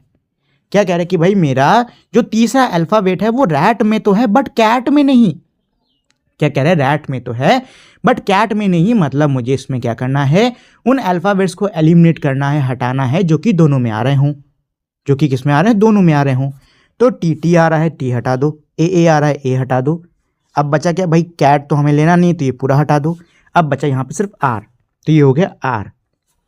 ठीक है दोस्तों, अब है last, my fourth alphabet is in sun but not in fun. मेरा जो चौथा अल्फाबेट है वो सन में तो है बट फन में नहीं है। क्या कह रहा है, सन में तो है बट फन में नहीं है। तो हम फिर से सेम चीज़ करेंगे, उन अल्फाबेट्स को एलिमिनेट कर देंगे जो कि दोनों में आ रहे हैं। तो एन एन हटा दो, यू यू हटा दो, और फन तो लेना ही नहीं है, तो ये भी हट जाएगा। बचा क्या, एस। और ये हो गया मेरा ग्रह मार्स। क्या हो गया, मार्स। ठीक है दोस्तों, चलो क्वेश्चन 3 क्या कह रहा है, which of the following is not a member of our solar system. इनमें से कौन सा हमारे सोलर सिस्टम का हिस्सा नहीं है। ठीक है, तो पहला ऑप्शन है सीरियस, और यही है आंसर। क्यों है, क्योंकि देखो सीरियस मेरा क्या है, सीरियस है मेरा एक स्टार। ठीक है, और हमने इस चैप्टर में पढ़ा है कि हमारे सोलर सिस्टम में एक ही स्टार है और उसका नाम क्या है, सन। उसका नाम क्या है, सन। तो क्या सीरियस हमारे सोलर सिस्टम का हिस्सा हुआ, नहीं हुआ। ये हमारे सोलर सिस्टम के बाहर पड़ता है। ठीक है, तो यही है इसका आंसर, सीरियस। बाकी कॉमेट भी, प्लूटो और एस्टेरॉयड, ये तीनों हमारे सोलर सिस्टम का हिस्सा हुए। नेक्स्ट है मेरा क्वेश्चन नंबर 4। क्या कह रहा है, which of the following is not a planet of the sun. इनमें से कौन सा हमारा सोलर सिस्टम, यहां पे लिख लो, सन की जगह पे सोलर सिस्टम लिख लो। ठीक, इनमें से कौन सा हमारे सोलर सिस्टम का प्लैनेट नहीं है। ठीक है, तो जुपिटर भी है, नेपट्यून भी है, सैटर्न भी है, प्लूटो नहीं है। जब प्लूटो शुरुआत में मिला था तब तो उसको ग्रह का दर्जा दिया गया था, लेकिन फिर जब प्लूटो जैसे और भी हमको बॉडीज़ मिलने लगी तो फिर बाद में डिसाइड करा गया कि प्लूटो जो है ये अब एक प्लैनेट नहीं है, इसको फिर डॉर्फ प्लैनेट कहने लग गए। ठीक है, तो आंसर इसका प्लूटो। नेक्स्ट है मेरा क्वेश्चन नंबर 5। क्या कह रहा है? Which is the brightest star, the pole star और सीरियस? इनमें से कौन सा ब्राइटेस्ट यानी सबसे तेज चमकने वाला तारा है, पोल स्टार या फिर सीरियस? तो आंसर क्या है? सीरियस। हमने इस चैप्टर में पढ़ा है कि जो ये सीरियस है ये सबसे ज्यादा तेज चमकने वाला तारा है। कौन सा? सीरियस। और पोल स्टार उतनी तेज नहीं चमकता है, लेकिन ये नॉर्थ डायरेक्शन में है तो ये डायरेक्शन देखने के काम जरूर आता है। ठीक, चलो नेक्स्ट है मेरा क्वेश्चन नंबर 6। क्या कह रहा है? An artist representation of the solar system is given in figure 12.12। Is the order of the planets correct? If not, right the correct order in the box in the figure. देखो ये कह रहे हैं कि भाई ये जो इमेज दे रखी है, एक सेकंड, कहाँ गई वो इमेज रुक जाइए, इधर होगी शायद, हाँ ये रही। ये जो इमेज दे रखी है इसमें जो ग्रह हैं क्या ये सही क्रम में दिए हुए हैं? तो जवाब है नहीं, क्योंकि मुझे सेकंड नंबर पे अर्थ नजर आ रहा है। अर्थ सेकंड नंबर पे नहीं होता है, ठीक है ना, अर्थ मेरा सेकंड नंबर पर नहीं होता है। तो हमको क्या करना है? हमको यहाँ पर इन ग्रहों को सही ऑर्डर में लगाना है। ठीक, तो सही ऑर्डर तो इसका यही होगा कि सबसे पहले मर्क्यूरी, ये सही है। रुको यहाँ पे नंबर डाल देता हूँ, नंबर 1। ठीक है, फिर आपका हो जाएगा मर्क्यूरी के बाद में वीनस, जो कि ये हो गया नंबर 2। अर्थ है नंबर 3, ये तीसरे पे आना चाहिए। और ये आपका मार्स आएगा 4 पे। ठीक, ये तो अंदर के हो गए, ये हो गए हमारे अंदर के। फिर जुपिटर सही है। ठीक, जुपिटर सही है, जुपिटर में कोई दिक्कत नहीं है। फिर हमारा सैटर्न आएगा ये वाला, फिर यूरेनस आएगा ये वाला, और लास्ट है नेपट्यून ये वाला। ठीक, इसका जो सही ऑर्डर है वो क्या होगा? वो होगा आपका ये। सबसे पहले आता है हमारा मर्क्यूरी, फिर Venus, Earth, Mars, Jupiter, Saturn, Uranus and Neptune. ठीक है, ये इसका आंसर। चलो क्वेश्चन नंबर 7 पर आते हैं। क्वेश्चन 7 क्या कह रहा है? अ portion of the night sky with star is shown in figure 12.13। Figure 12.13 में हमको नाइट स्काई का एक हिस्सा दिया हुआ है। लुक केयरफुली, ध्यान से देखो, and identify the group of stars that form the pattern the big dipper and the little Dipper. आपको क्या करना है? आपको यहाँ पे उन तारों को पहचानना है जो कि बिग डिपर और लिटिल डिपर को फॉर्म करते हैं। ठीक है दोस्तों, तो आपको यहाँ पे एक तरीके से उन तारों को पहचानना है। तो ये मैंने आपके लिए कर दिया है। रुको क्वेश्चन पढ़ लेते हैं, फिर जहाँ पे मैंने आंसर नहीं करा ना वहाँ पे जाकर मैं आपको समझाऊंगा। Draw the lines to connect the stars for these patterns and label them. आपको लाइन्स ड्रॉ करके ये जो मेरे तारे हैं इनको कनेक्ट करना होगा। Also identify the label and label the pole star. साथ ही में आपको पोल स्टार भी कहाँ पर है पहचानना होगा। You may refer to figure 12.4 for help. आप 12.4 की मदद ले सकते हो हेल्प के लिए। ठीक है, तो ये है। ठीक, तो चलो भाई, बिग डिपर मेरा कहाँ होता है? बिग डिपर इधर होता है। तो ये लाइन इधर जोड़ो, ये इधर जोड़ो, ये इधर जोड़ो, ये इधर जोड़ो, और फिर ये मेरी ऐसे जाएगी। ये हो गया आपका बिग डिपर। ठीक है, ये क्या हो गया? Big Dipper. अब बारी है लिटिल डिपर की। तो लिटिल डिपर आपका इस तरीके से होता है, इसको ऐसे जोड़ दो, और ये मेरा जाते जाते इस तारे से मिल रहा है नीचे वाले से। ये होता है मेरा पोल स्टार। कौन सा? ये वाला जो तारा है नीचे वाला, ये वाला, ये होता है मेरा पोल स्टार। ठीक है दोस्तों, तो ये हो गया क्वेश्चन नंबर 7 का आंसर। चलो क्वेश्चन 8 क्या कह रहा है? अ portion of the night sky is shown in figure 12.14। Night sky का एक हिस्सा आपको 12.14 में देखने को मिल जाएगा। कौन सा वाला इमेज? ये वाला image. Draw lines to connect the star for Orion. Orion के लिए आपको तारों को जोड़ना होगा। And label the star Sirius from label the star Sirius. You may refer to figure 12.3। आपको सीरियस जो स्टार है उसको लेबल भी करना होगा। तो ये यहाँ पे ओरायन बन गया। देखो ओरायन को पहचानना बहुत आसान होता है। ओरायन को पहचानने के लिए आपको कुछ नहीं करना है। जो 3 तारे हैं ना साथ में, उसको देख लो, ये देखो ये 3 तारे साथ में हो गए, ये हो गया आपका बेल्ट। ये इधर से ऐसे जोड़ दो, इधर से ऐसे जोड़ दो, इसको इधर से ऐसे जोड़ दो, फिर ये गया ऊपर इसको ऐसे, ये ऊपर इसको ऐसे, और इसको इधर ऊपर वाले से जोड़ दो, ठीक है। और फिर ये हाथ जाएगा और ये बन जाएगा आपका धनुष इस तरीके से, ठीक। और बाकी अभी और ऊपर जाता है, लेकिन यहाँ पे तारे नहीं है तो इसको मैं और बना नहीं सकता। और सीरियस जो है इसके पीछे यहाँ पे कुत्ता है, जैसे ये जो शेप देख रहे हो ये वाला इसके बीच में पड़ता है, ये है सीरियस, जो कि सबसे तेज चमकने वाला तारा होता है, ठीक है। तो ये हो गया आपका क्वेश्चन नंबर 8।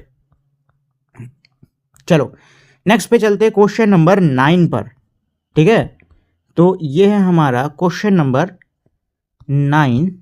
क्वेश्चन कहाँ है इसका, एक सेकेंड, इसका ये रहा क्वेश्चन। चलो तो क्वेश्चन 9 क्या कह रहा है, क्वेश्चन 9 कह रहा है you can see stars fading away at dawn. आप डॉन यानी कि जब सवेरे होती है तो तारों को आप देखते हो कि भाई वो गायब हो जाते हैं। एंड अपियरिंग एट डस्क, और डस्क यानी शाम होते वो वापस आ जाते हैं। During the day we do not see stars, explain why. दिन के समय हम तारों को नहीं देख पाते हैं, समझाइए क्यों। तो देखो ऐसा इसलिए होता है क्योंकि दिन के समय क्या होता है, सूरज होता है, और सूरज की रोशनी की वजह से हमारा आसमान ऑलरेडी इतना जगमगा उठता है कि जो तारों की रोशनी ना वो हम तक पहुंच नहीं पाती है, हमको वो दिखाई नहीं देते। रात में क्या है, सूरज नहीं होता है कि नहीं, तो ब्राइटनेस जो होती है हमारे स्काई की वो कम होती है, जिस वजह से हम लोग इन तारों को देख पाते हैं। ये इसका आंसर है, stars are always present in the sky. तारे जो है वो आसमान में हमेशा मौजूद होते हैं, बट ड्यूरिंग द डे, दिन के समय, the sun's bright light scattered in the atmosphere. दिन के समय सूरज की जो तेज रोशनी है वो हमारे वातावरण में क्या होती है, फैली होती है। ओवर पावरिंग द फेंट लाइट ऑफ द स्टार्स, जिसकी वजह से जो थोड़ी बहुत रोशनी आती है तारों से वो क्या होती है, कवर हो जाती है। Making them invisible to our eyes, जिससे कि वो हमारे आंखों के लिए क्या होते हैं, एक तरीके से इनविजिबल यानी कि गायब हो जाते हैं, ठीक है। ये हो गया क्वेश्चन नंबर 9। अब करते हैं नेक्स्ट क्वेश्चन नंबर 10 को। तो ये है क्वेश्चन नंबर 10, क्या कह रहा है, ड्यूरिंग अ क्लियर नाइट, यानी कि कोई साफ रात के दौरान, try to observe the big Dipper 3-4 times at an interval of 2 to 3 hours. आपको 2 से 3 घंटे के अंतराल में आपको बिग डिपर को क्या करना है, 3 से 4 बार ऑब्जर्व करना होगा। Also try to locate the polar star each time, हर बार आपको जो पोल स्टार है उसको ढूंढने की कोशिश करनी होगी। Does the big Dipper appear to move, क्या जो बिग डिपर है वो देखने में ऐसा लग रहा है कि वो मूव कर रहा है अपनी जगह से। Draw a rough sketch to illustrate this, एक रफ स्केच बना उसको ये दिखाने के लिए। Mention the time in each case, हर केस में आपको टाइम को मेंशन करना होगा। तो दोस्तों ये एक एक्टिविटी टाइप की है जिसमें आपको जो बिग डिपर है उसको ढूंढना है, साथ में जो पोल स्टार है उसको ढूंढना है। तो ये आप लोग चाहो तो रात में कर सकते हो, ठीक है। नेक्स्ट क्वेश्चन नंबर 11 पर आते हैं, क्या कह रहा है, think about the night sky, जो रात का हमारा आसमान है उसके बारे में सोचो। एंड राइट अ पोएम और अ स्टोरी ऑन इट, और इस पर कोई कविता या फिर कहानी लिखो। तो भाई इस पर आप कोई भी कविता कहानी लिख सकते हो। तारों पे, आसमान पे हमने इतनी सारी कहानियाँ पढ़ रखी हैं बचपन से, आप किसी भी कहानी को यहाँ पे लिख सकते हो, ठीक है दोस्तों। तो ये था इस चैप्टर का लास्ट क्वेश्चन। इसी के साथ में जो मेरा पूरा चैप्टर है कंप्लीट हो गया है। उम्मीद करता हूँ आपको इस चैप्टर को पढ़ने में मज़ा भी आया होगा, साथ ही में अच्छे से समझ में भी आ गया होगा। जाने से पहले दोस्तों मेरी आप लोग से छोटी सी रिक्वेस्ट है कि अगर आपको ये वीडियो पसंद आई हो तो प्लीज़ आप लोग इस वीडियो को लाइक, शेयर और चैनल को सब्सक्राइब कर दीजिएगा। अब हम लोग मिलते हैं हमारी अगली वीडियो में, तब तक के लिए नमस्कार।